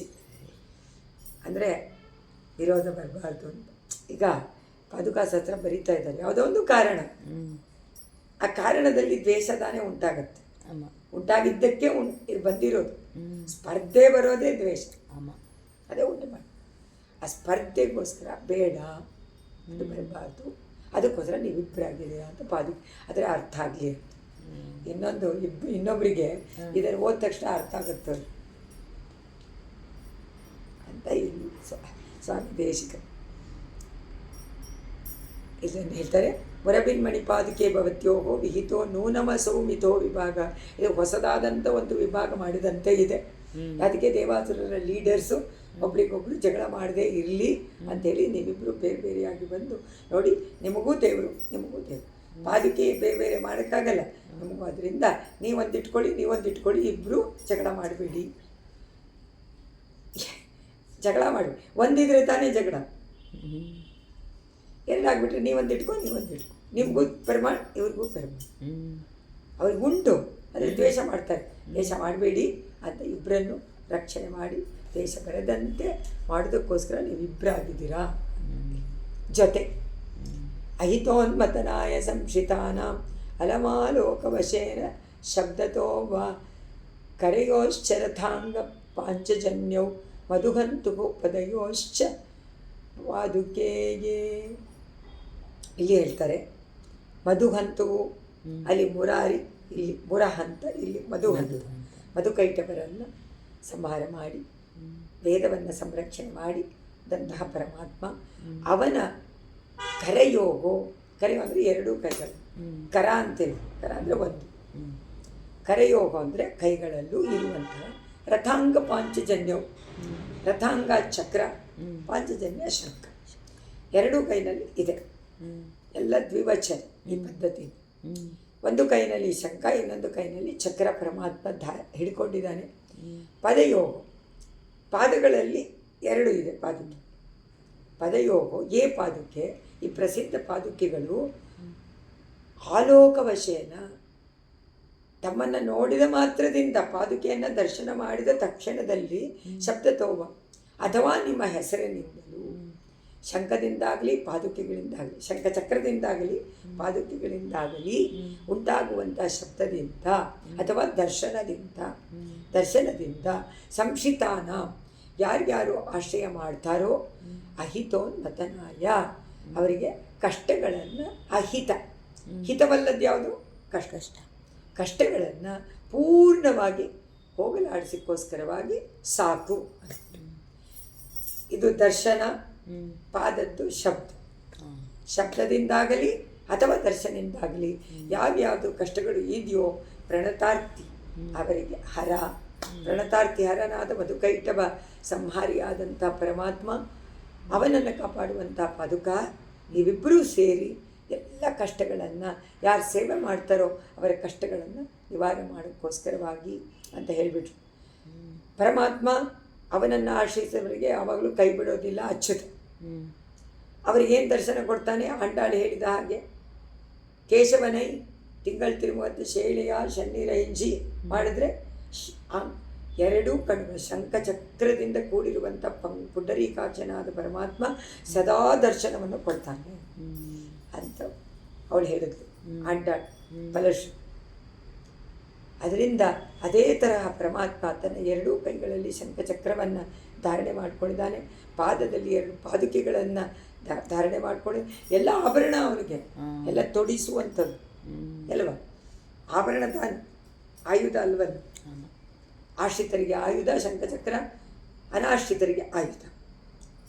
ಅದನ್ನು ನಿವಾರಣೆ ಮಾಡಿ ಶಂಖಚಕ್ರಗಳನ್ನು ನೋಡೋದ್ರಿಂದ ಪಾದುಕಾದೇವಿಯ ಇದನ್ನು ಅಲ್ಲಿ 2 ಉಂಟು. ಸುದರ್ಶನ ಶಬ್ದ ಮಾಡೋದಿಲ್ಲ, ಸುದರ್ಶನ ಪ್ರಕಾಶಮಾನವಾಗಿದ್ದಾನೆ. ಶಂಖ ಶಬ್ದ ಮಾಡಿದ. ಸೊ ಒಂದು ಪಾದಕ್ಕೆ ದರ್ಶನ, ಇನ್ನೊಂದು ಪಾದಕ್ಕೆ ಶಬ್ದ. ಸೊ ದರ್ಶನದಿಂದಾಗಲಿ ಶಬ್ದದಿಂದಾಗಲಿ ನಮ್ಮ ಪ್ರಣತಾರ್ಥಿ ಯಾರು ಪರಮಾತ್ಮನನ್ನು ಆಶ್ರಯಿಸಿ ಪಾದುಕೆಯನ್ನು ಆಶ್ರಯಿಸಿ ನಮಸ್ಕಾರ ಮಾಡ್ತಾರೋ ಅವರ ಎಲ್ಲ ಕಷ್ಟಗಳನ್ನು ಅಹಿತಗಳನ್ನು ದೂರ ಮಾಡಿ ಅವರಿಗೆ ಆನಂದವನ್ನು ಉಂಟು ಮಾಡ್ತೀಯಾ ಅಂತ ಹೇಳಿ ಪಾದುಕೆಗಳಾಗಿ ಸೇವೆ ಮಾಡೋದ್ರಿಂದ ಪಾದುಕೆಗಳ ಧ್ವನಿಯಿಂದಲೂ ಕಷ್ಟಗಳು ನಿವಾರಣೆಯಾಗುತ್ತೆ. ಪಾದುಕೆಗಳ ನಾದವನ್ನು ಇಲ್ಲಿ ಸೇರಿಸ್ಕೊಂಡಿದ್ದಾರೆ, ಪಾದುಕೆಯ ರಕ್ತಗಳ ಪ್ರಕಾಶವನ್ನು ಸೇರಿಸ್ಕೊಂಡಿದ್ದಾರೆ. ಯಾವ ರೀತಿ ಅಂದರೆ ಶಂಖಚಕ್ರದಂತೆ ಅಂತ ಸ್ತೋತ್ರ ಮಾಡಿದ್ದಾರೆ. ಆಳ್ವಾರುಗಳು ಆಚಾರ್ಯರುಗಳು ಇಬ್ಬರು, ಅವರೂ ಕೂಡ ಅವರನ್ನು ನಾವು ನಮಸ್ಕಾರ ಮಾಡಿದರೆ ಅವರುಗಳ ಉಪದೇಶದಿಂದ ಅವರುಗಳನ್ನು ದರ್ಶನ ಮಾತ್ರದಿಂದ ನಮಗೆ ನಮ್ಮ ಪಾಪ ನಿವಾರಣೆ ಆಗತ್ತೆ. ಎಲ್ಲ ಪಾಪ ನಿವಾರಣೆ ಆದಾಗ ಕಷ್ಟ ನಿವಾರಣೆ ಆದಾಗ ಸಂತೋಷ, ಶಾಂತಿ, ನೆಮ್ಮದಿ ಎಲ್ಲವೂ ಕೂಡ ಸಿಗತ್ತೆ ಅಂತ 765ನೇ ಶ್ಲೋಕ. ಈ ಪದ್ಧತಿಯಲ್ಲಿ 5ನೇ ಶ್ಲೋಕ ಆಯಿತು. 6ನೇ ಶ್ಲೋಕ ಅವಧೀರಿತ ಸಾಧು ಪದ್ಧತೀನ ಅಲಸಾನ ಮಧುವೈರಿ ಪಾದುಕೆ ದ್ವೇ ಇತರೇತರ ಸಾಗಚರ್ಯಮಿತ್ತಂ ಪ್ರತಿಪನ್ನೇ ಇವ ದೈವ ಪೌರುಷೇನಗ. ಇಲ್ಲಿ ರಂಗನಾಥನ ಮಧುವೈರಿ ಪಾದುಕೆ, ಮಧು ಎನ್ನುವಂತಹ ಶತ್ರುವನ್ನು ಸಂಹಾರ ಮಾಡಿದಂತಹ ಮಧುವೈರಿಯಾದಂಥ ಭಗವಂತನ ಪಾದುಕೆಯೇ ರಂಗನಾಥನ ಪಾದುಕೆ. ಎರಡೂ ಕೂಡ ಅವಧೀರಿತ ಸಾಧು ಪದ್ಧತಿನ, ಅವಧೀರಿತ ಸಾಧು ಮಾರ್ಗವನ್ನು ಯಾರು ಬಿಟ್ಟು ಬಿಡ್ತಾರೋ, ಅಲಕ್ಷ್ಯ ಮಾಡ್ತಾರೆ. ಸಾಧು ಮಾರ್ಗ ಯಾವುದು? ಈ ಪ್ರಪಂಚದಲ್ಲಿ ಪರಮಾತ್ಮ ನಮಗೆ ಬೇಕಾದಷ್ಟು ಇದನ್ನು ತೋರಿಸಿದಾನಲ್ವ, ದಾರಿ ಮಾರ್ಗಗಳನ್ನು. ಆ ಮಾರ್ಗಗಳಲ್ಲಿ ಸಾಧುವಾದ ಮಾರ್ಗವನ್ನು ನಾವು ಯಾವಾಗಲೂ ಆಶ್ರಯಿಸ್ಬೇಕು. ಆ ಮಾರ್ಗದಲ್ಲಿ ಹೋಗಬೇಕು ಲೋಕದಲ್ಲಿ. ಅದನ್ನು ಹೇಳ್ತಾರೆ ಸಾಧುಗಳ ಮಾರ್ಗ ಉಳ್ಳಂತಹ ಆಲಸಾನ ಸೋಮಾರಿಗಳು. ಆಲಸ್ಯ ಏನು ಕೆಲಸ ಮಾಡ್ತಾ ಇರೋ, ಸುಮ್ಮನೆ ಕೂತ್ಕೊಂಡ್ಬಿಡು. ತಾಮಸ ಪ್ರಕೃತಿ ಇರುವಂಥ ನಮಗೆ ಇತರೇತರ ಸಹಜ ಒಂದಕ್ಕೊಂದು ಜೊತೆಯಾಗಿರುವಂತಹ ಪ್ರತಿಪನ್ನೆ ಹೊಂದಿರುವಂತಹ ದೈವ ಪಾರುಷೆ ಇವ, ದೈವದ ಮತ್ತು ಪುರುಷರ ಯತ್ನದ ಕಾರ್ಯಗಳಂತೆ ಕಾಣಿಸುತ್ತೆ. ಅಲ್ಲಿ ಏನು ಹೇಳಿದ್ರು? ಅಲ್ಲಿ ದೇವರಿಂದ ಮಾನುಷರಿಂದ ಬರುವಂಥ ಕಷ್ಟಗಳನ್ನು ನೀಗಿಸುವಂಥದ್ದು. ಇಲ್ಲಿ ನೀವೇ ಅಂತ ಹೇಳ್ತಾರೆ. ಅಂದರೆ ಅವರ ನೀವೇ ದೇವರು ಏನು ಸಹಕಾರ ಮಾಡೋಕ್ಕೋಸ್ಕರವಾಗಿ ಬರ್ತಾರೋ, ಸಹಾಯ ಮಾಡೋಕ್ಕೆ ದೇವತೆಗಳು ಯಾವುದಕ್ಕೆ ಸಹಾಯ, ಆ ಥರ ನೀವು ಸಹಾಯ ಮಾಡೋದಕ್ಕೆ ಬಂದಿದ್ದೀರಾ, ನಿವಾರಣೆ ಮಾಡುವಂಥ ಬಾಧಕ್ಕೆ. ಆದರೆ ಇಲ್ಲಿ ಆ ದೇವತೆಯಾಗೂ ಮನುಷ್ಯನಾಗೂ ಸಹಾಯ ಮಾಡೋಕ್ಕೋಸ್ಕರನೇ ಇಬ್ಬರಾಗಿದ್ದೀರಾ ಅಂತ ಸ್ತೋತ್ರ ಮಾಡಿದರು. ಅದನ್ನು ಹೇಳ್ತಾರೆ. ವಿಪತ್ತು ಯಾವಾಗಲೂ ಪ್ರಣತಾರ್ತಿ ಹರ ಅಂತ ಹೆಸರು ಅವನಿಗೆ. ಪ್ರಣತ ಆರ್ತಿ ಹರ. ಆರ್ತಿ ಅಂದರೆ ಕಷ್ಟದಿಂದ ಆರ್ತದಿಂದ ಕೂಗ್ತಾ ಇರೋದು, ಅಪ್ಪ ಕಷ್ಟ ನಿವಾರಣೆ ಮಾಡುವಂಥ ಅವರು ನಮಸ್ಕಾರ ಮಾಡ್ತಾರೆ. ಅಂಥವನ್ನು ಹರ ಅದನ್ನು ಹೋಗಲಾಡಿಸಿಕೋಸ್ಕರನೇ ಪರಮಾತ್ಮ ಇರೋದು. ಯಾರು ಆಶ್ರಯ ಮಾಡ್ತಾರೋ ಅವರನ್ನು ಖಂಡಿತವಾಗಿ ಕಾಪಾಡ್ತಾನೆ ಪರಮಾತ್ಮ ಸರ್ವದಾ. ಅದಕ್ಕೋಸ್ಕರ ತನ್ನ ಕೈಗಳಲ್ಲಿ ಅಂತ ಹೇಳಿದ್ರು ಶಂಖಚಕ್ರ. ಈಗ ಇದರಲ್ಲಿ ಹೇಳ್ತಾರೆ ಅದಕ್ಕೋಸ್ಕರ ಅಲ್ಲ, ಸಾಧು ಮಾರ್ಗವನ್ನು ತೋರಿಸಿಕೊಡೋಕ್ಕೆ. ಬೇಕಾದಷ್ಟು ಮಾರ್ಗಗಳು ಉಂಟು, ಆದರೆ ಅದು ಹಿತವಾಗಿರುತ್ತೋ ಇಲ್ವೋ ಗೊತ್ತಿಲ್ಲ.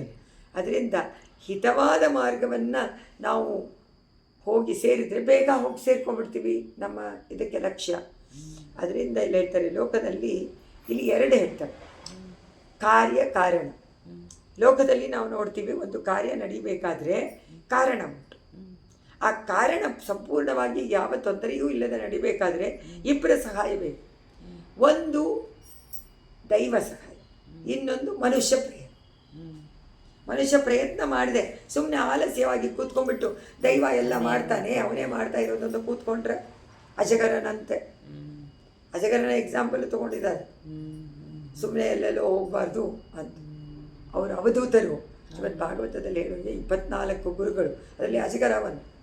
ಅಜಗರ ಏನು ಮಾಡುತ್ತೆ, ಸುಮ್ಮನೆ ಒಂದು ಕಡೆ ಇರುತ್ತೆ, ಎಲ್ಲೂ ಹೋಗಿ ಹುಡ್ಕೋದಿಲ್ಲ, ಆದರೆ ಎದುರಿಗೆ ಬಂದಿದ್ದನ್ನು ಬಿಡೋದಿಲ್ಲ. ಆಮೇಲೆ ಏನು ಮಾಡೋದಿಲ್ಲ. ಆಮೇಲೆ ಯಾವ್ದು ಎದುರುಗಡೆ ಹೋಗ್ತಾ ಇದ್ರು ಏನೂ ಇಲ್ಲ, ಒಂದನ್ನು ಮಾತ್ರ ತೊಗೊಳೋದು. ತನಗೆ ಬೇಕಾಗಿತ್ತು, ಬೇರೆದನ್ನೆಲ್ಲ ಏನು ಮಾಡಬೇಕು ಬಿಟ್ಟು. ಪಕ್ಷಿನೂ ಹಾಗೆ ಮಾಡುತ್ತಲ್ಲ, ಪಕ್ಕ ಕಾಯ್ತಾ ಇರುತ್ತೆ. ತನ್ನ ಚಿಕ್ಕ ಚಿಕ್ಕ ಮರಿಗಳಿಗೆ ಕೊಡಬೇಕು, ಚಿಕ್ಕ ಚಿಕ್ಕ ಮೀನುಗಳು ಬೇಕು. ಒಂದೇ ಕಾಲಲ್ಲಿ ನಿಂತ್ಕೊಂಡು ಗಂಭೀರವಾಗಿ ಅಲ್ಲಾಡದೆ ನಿಂತಿರುತ್ತೆ, ನೋಡ್ತಾ ಇರುತ್ತೆ. ದೊಡ್ಡ ದೊಡ್ಡ ಮೀನೆಲ್ಲ ಹೋದರೆ ತಗೊಳ್ಳಲ್ಲ. ಅದನ್ನು ಹೇಳ್ತಾರೆ ಕೊಕ್ಕು ಪೋಲ್, ಕೋಳಿ ಪೋಲ್, ಕೊಕ್ಕು ಪೋಲ್, ಉಮ್ಮೈ ಪೋಲ್. ಅದರಿಂದ ಇಲ್ಲಿ ಹೇಳ್ತಾರೆ ಆ ತರಹ ಸಹಾಯ ಕಾರ್ಯಕ್ಕೆ ದೈವ ಸಹಾಯ ಬೇಕು ಅಂತಂದರೆ ನೀವು ಪ್ರಯತ್ನ ಇಲ್ಲದೆ ಆಗೋದು. ಆದರೆ ಅದನ್ನು ಮೀರಿದರೆ ಏನಾಗುತ್ತೆ, ನಮಗೆ ದಂಡನೆ. ಸೋಮಾರಿತನದಿಂದ ನಾವು ಏನು ಕಾರ್ಯವನ್ನು ಮಾಡೋದೇ ಇಲ್ಲ ಅಂತ ಕೂತ್ಕೊಂಡ್ಬಿಟ್ರೆ ನಿಮಗೇನು ಸಿಗೋದಿಲ್ಲ. ನಿಮಗೆ ಬೇಕಾಗಿದ್ದು ಸಿಗತ್ತಾ? ನೀವು ಪ್ರಯತ್ನ ಪಡದೆ ಇದ್ದರೆ. ಪ್ರಯತ್ನ ನಮ್ಮದು. ಅದರಿಂದ ಪ್ರಯತ್ನ ಅಂದ್ರೇನು, ಕರ್ಮವನ್ನು ಮಾಡಲೇಬೇಕು. ಕರ್ಮಣ್ಯೇವಾಧಿಕಾರಸ್ಥೆ. ಆದರೆ ಫಲ ನಮ್ಮ ಕೈನಲ್ಲಿಲ್ಲ, ಅದು ದೈವ. ಅಂದರೆ ದೈವಾನುಗ್ರಹ ಬೇಕು, ಮನುಷ್ಯ ಪ್ರಯತ್ನ ಬೇಕು. ಇದು ಎಲ್ರಿಗೂ ಗೊತ್ತಿದೆ. ಅದನ್ನು ಎಷ್ಟು ಪ್ರಯತ್ನ ಮಾಡಬೇಕು ನಮ್ಮ ಕೈಲಾದಷ್ಟು. ಎರಡರಲ್ಲೂ ಯಾವ ಸುಖವನ್ನು ಪಡೆಯೋಕ್ಕಾಗೋದಿಲ್ಲ ನೀವು ಮಾಡಿದೆ, ಪ್ರಯತ್ನ ಮಾಡದಿದ್ದು. ಅದರಿಂದ ಕೆಲವರು ಹಾಗೆ ಮಾಡ್ತಾರೆ, ಕೆಲವರು ಪರಮಾತ್ಮನೇ ನೋಡ್ಕೋತಾನೆ ಅಂತ ಹೇಳಿದ್ದೀರಾ, ಅವನೇ ನೋಡ್ಕೊಳ್ಳಿ, ನಾ ಏನು ಮಾಡೋದಿಲ್ಲ ಅಂದರೆ ಆಗತ್ತಾ? ನಮಗೆ ಮೋಕ್ಷ ಅಂತ ಒಂದಿದೆ, ಅದಕ್ಕೆ ಉಪಾಯ ಅನ್ನೋದು ಒಂದಿದೆ. ನಾವು ಅದನ್ನೇ ನಾವು ಲಕ್ಷ್ಯವಾಗಿ ಇಟ್ಕೋಬೇಕು ಫಲವಾಗಿ ಅಂತ ಹೇಳಿದ ಮೇಲೆ ಅದು ಯಾರಾದರೂ ಹೇಳೋರು ಬೇಕು, ಅದನ್ನು ಮಾಡಿಸುವಂಥವ್ರು ಬೇಕು. ನೀವು ಅದಕ್ಕೆ ಆಸೆ ಪಡಬೇಕು. ಆಸೆ ಅನ್ನೋದಾದರೂ ಇರಬೇಕಾ? ಆಸೆ ಇದ್ದರೆ ಕರ್ಮ ತಾನಾಗಿ ಆಗತ್ತಾ? ದೇವಸ್ಥಾನಕ್ಕೆ ಹೋಗಬೇಕು ಅಂತ ಆಸೆ ಇದ್ದರೆ ಮಾತ್ರ ನೀವು ಹೋಗ್ತೀರಾ, ಇಲ್ಲಾಂದರೆ ಆಲಸ್ಯದಿಂದ ಇಲ್ಲೇ ಕೂತ್ಕೊಳ್ತೀರಾ. ಸೊ ಪ್ರಯತ್ನ ಇಲ್ಲ. ಆದರೆ ಆಸೆ ಇದ್ದಾಗ ಪರಮಾತ್ಮನೇ ಶಕ್ತಿ ಕೊಡ್ತಾನೆ ಅಂತ ಅರ್ಥ. ದೈವಾನುಗ್ರಹ ಯಾವಾಗ ಬರುತ್ತೆ? ಆಸೆ ಪಟ್ಟರೆ ಬರುತ್ತೆ. ಆಗ ಆಲಸ್ಯ ಹೋಗುತ್ತೆ. ಇಲ್ಲದಿದ್ದರೆ ಆಲಸ್ಯ ಪೂರ್ತಿ ಮುಚ್ಕೊಂಡು ಏನೂ ಇಲ್ಲ, ಆವಾಗ ಅನುಗ್ರಹ ಇಲ್ಲವೇ ಇಲ್ಲ. ಕಾರ್ಯನೂ ಇಲ್ಲ, ಕಾರಣನೂ ಇಲ್ಲ, ಅದರ ಫಲವೂ ಇಲ್ಲ. ಮೂರೂ ಇಲ್ಲದೆ ಏನಾಗುತ್ತೆ? ಜಡದಂತೆ. ಹಾಗಾದರೆ ನಾವು ಜಡದಂತೆಯೇ ಇರಬೇಕು, ಆದರೆ ಕರ್ಮ ಮಾಡಲೇಬೇಕು. ಶರಣಾಗತಿ ಮಾಡಿದ್ದೀನಿ, ನಾನು ಜಡದಂತೆ ಪರಮಾತ್ಮನ ಸೇರಿದ್ದು, ನಾನು ಏನು ಕೇಳಲ್ಲ, ಏನು ಉಪಯೋಗಿಸ್ಕೊಳ್ಳಲ್ಲ, ಸುಮ್ಮನೆ ಇರ್ತೀನಿ ಅಂದರೆ ಆಗತ್ತಾ? ದೇಹಾವಸಾನದವರೆಗೂ ನಾವು ಅದೇ ಉತ್ತರ ಕೃತ್ಯದಲ್ಲಿ ಹೇಳಿದಾರಲ್ಲ, ಮಾಡ್ತಾನೆ ಇರಬೇಕು. ಭಗವಂತನಿಗೆ ಸಂತೋಷವಾಗುವಂತಹ ಎಲ್ಲ ಕಾರ್ಯಗಳನ್ನು ಮಾಡ್ತಾನೆ ಇರಬೇಕು. ಅವನ ಸಂತೋಷಕ್ಕೆ ಬಾಳ್ವೆ ಮುಂದಕ್ಕೆ. ಇಲ್ಲಿವರೆಗೂ ನಮ್ಮ ಸಂತೋಷಕ್ಕಿದ್ದಾಯಿತು, ಶರಣಾಗತಿ ಮಾಡಿದ್ದಾಯಿತು, ಒಪ್ಪಿಸಿಕೊಂಡಾಯಿತು ಪರಮಾತ್ಮನಲ್ಲಿ ಆಚಾರ್ಯರ ಮುಖೇನ. ಅದರಿಂದ ಇವಾಗ ಕರ್ತವ್ಯ ಏನು? ಅವರಿಗೆ ಪ್ರೀತಿಪಾದ ಆಚಾರ್ಯರೇನೇ ಏನು ಹೇಳ್ತಾರೆ, ಪರಮಾತ್ಮನಿಗೆ ಪ್ರೀತಿಯಾದ ಕಾರ್ಯವನ್ನು ಮಾಡುವಂತಾರೆ. ಸೊ ಅದನ್ನು ಮಾಡು, ಅಷ್ಟೆ. ಮಾಡಿದ್ರೆ ಆಗೋಯ್ತು. ಅದಕ್ಕೆ ಫಲಾನು ಬೇಡ, ಏನು ಬೇಡ. ಸೊ ಅದಕ್ಕೋಸ್ಕರ ಪ್ರಯತ್ನ ಮಾಡಬೇಕಾ? ಪ್ರಯತ್ನ ಅಲ್ಲೂ ಪ್ರಯತ್ನ ಉಂಟು. ಆಗೋಯ್ತು, ನಾನೆಲ್ಲ ಕೊಟ್ಟಾಯಿತು, ಏನು ಮಾಡೋದಿಲ್ಲ, ಅವನೇ ನೋಡ್ಕೊಳ್ಳಿ ಉತ್ತರ ಕೃತ್ಯದಲ್ಲಿ ಅಂತ ಇದ್ರೂ ಆಗೋದಿಲ್ಲ. ಮೊದಲಿಂದಾನೂ ಆಲಸ್ಯ ಬೇಡ, ಈಗಲೂ ಆಲಸ್ಯ ಬೇಡ. ಯಾವಾಗಲೂ ನೀವು ಪರಮಾತ್ಮನಿಗೆ ಪ್ರೀತಿಪೂರ್ವಕವಾದ ಕಾರ್ಯವನ್ನು ಮಾಡ್ತಾನೇ ಇರಬೇಕು. ಅದು ಶರೀರದ್ದು ಕರ್ಣ ಕಳೆ ಕೊಟ್ಟಿರೋದೇ ಅದಕ್ಕೆ. ಆದರೆ ಅದರಿಂದ ಪ್ರಯತ್ನ ಮಾಡಿದರೆ ಪರಮಾತ್ಮನ ಅನುಗ್ರಹ ತಾನಾಗೇ ಬರುತ್ತೆ. ಆಗ ನಿಮ್ಮ ನಿಜವಾದ ಶ್ರೇಯಸ್ಸನ್ನು, ಯೋಗ ಕ್ಷೇಮವನ್ನು ಎರಡನ್ನು ಅವನು. ಅದಕ್ಕೆ ಅವ್ರು ಹೇಳ್ತಾರೆ ಇದರಲ್ಲಿ, ಆ ಪಾದುಕೆ, ಓ ಪಾದುಕೆಗಳೇ, ನಿಮ್ಮಿಬ್ಬರನ್ನು ನೋಡುವಾಗ ನಮ್ಮ ಕ್ಷೇಮಕ್ಕೋಸ್ಕರವಾಗಿ ಬಂದಿದ್ದೀರಾ. ನಮ್ಮ ಕ್ಷೇಮಕ್ಕಾಗಿ ಪರಮಾತ್ಮ ಮಾಡಬೇಕಾದ್ದು, ಪುರುಷನು ಮಾಡಬೇಕಾದ್ದು ಎರಡು ಏನು ಅಂತ ತೋರಿಸ್ಕೊಳ್ಳೋಕ್ಕೆ ನೀವಿಬ್ಬರಾಗಿ ಬಂದಿದ್ದೀರ. ಒಂದು ಮನುಷ್ಯ ಪ್ರಯತ್ನ, ಎರಡನೇದು ದೈವ ಅನುಗ್ರಹ. ಒಂದು ಪಾದುಕೆ ಪ್ರಯತ್ನ ಮಾಡಿ ಅಂತ ತೋರಿಸ್ಕೊಡುತ್ತೆ, ಇನ್ನೊಂದು ಅನುಗ್ರಹ ಇದ್ದರೆ ಅದು ಖಂಡಿತ ಆಗತ್ತೆ ಅಂತ ನಮಗೆ ಆಶ್ವಾಸನೆ ಕೊಡುತ್ತೆ. ಅಂದರೆ ಪರಮಾತ್ಮ ನಿನ್ನನ್ನು ಕೇಳಿ ಕೇಳಿ ಕೇಳಿ ಕೊಡಲೇ ಇಲ್ವಲ್ಲ ಅಂತ ಕೆಲವರು ಇರ್ತಾರಲ್ಲ, ಬಿಟ್ಬಿಡ್ತೀವಿ, ಅದು ಬೇಡ ಅಂತಾಳೆ. ನೀನು ಏನೂ ಅಪೇಕ್ಷೆ ಪಡಲೇಬೇಡ. ಅಪೇಕ್ಷೆ ಪಡದೆ ನೀನು ನಿನ್ನ ಕಾರ್ಯವನ್ನು ಮಾಡ್ತಾಯಿರು, ತಾನಾಗೆ ಬರುತ್ತೆ. ಅದರಿಂದ ಆಶ್ರಮ ಧರ್ಮ ಫಾಲೋ ಮಾಡು. ನಿನ್ನ ವೈಯಕ್ತಿಕವಾಗಿರುವಂಥ ಎಲ್ಲ ಧರ್ಮಗಳನ್ನು ರಕ್ಷಣೆ ಮಾಡಿಕೊ. ಧರ್ಮೋ ರಕ್ಷತಿ ರಕ್ಷಿತಃ. ನೀನು ಯಾವಾಗ ನಿನ್ನ ಧರ್ಮವನ್ನು ರಕ್ಷಣೆ ಮಾಡ್ತೀಯೋ ಆಗ ಆ ಧರ್ಮವೇ ನಿನ್ನನ್ನು ಅಂದರೆ ಏನು, ಪರಮಾತ್ಮನೇ ಧರ್ಮ, ಅವನೇ ಕಾಪಾಡ್ತಾನೆ, ಅವನೇ ಅವನನ್ನು ಕೊಟ್ಕೊಳ್ತಾನೆ. ನಾವು ಈಗ ಯಶೋದೆ ಕಟ್ಟಾಕಿದ್ಲ ಕೃಷ್ಣನನ್ನು? ಇಲ್ಲ. ಕಟ್ಟಬೇಕು ಅಂತ ಆಸೆ ಪಟ್ಲು, ಅದನ್ನು ಕಟ್ಟಾಕಿಸ್ಕೊಳ್ಕಾಯ್ತಾ?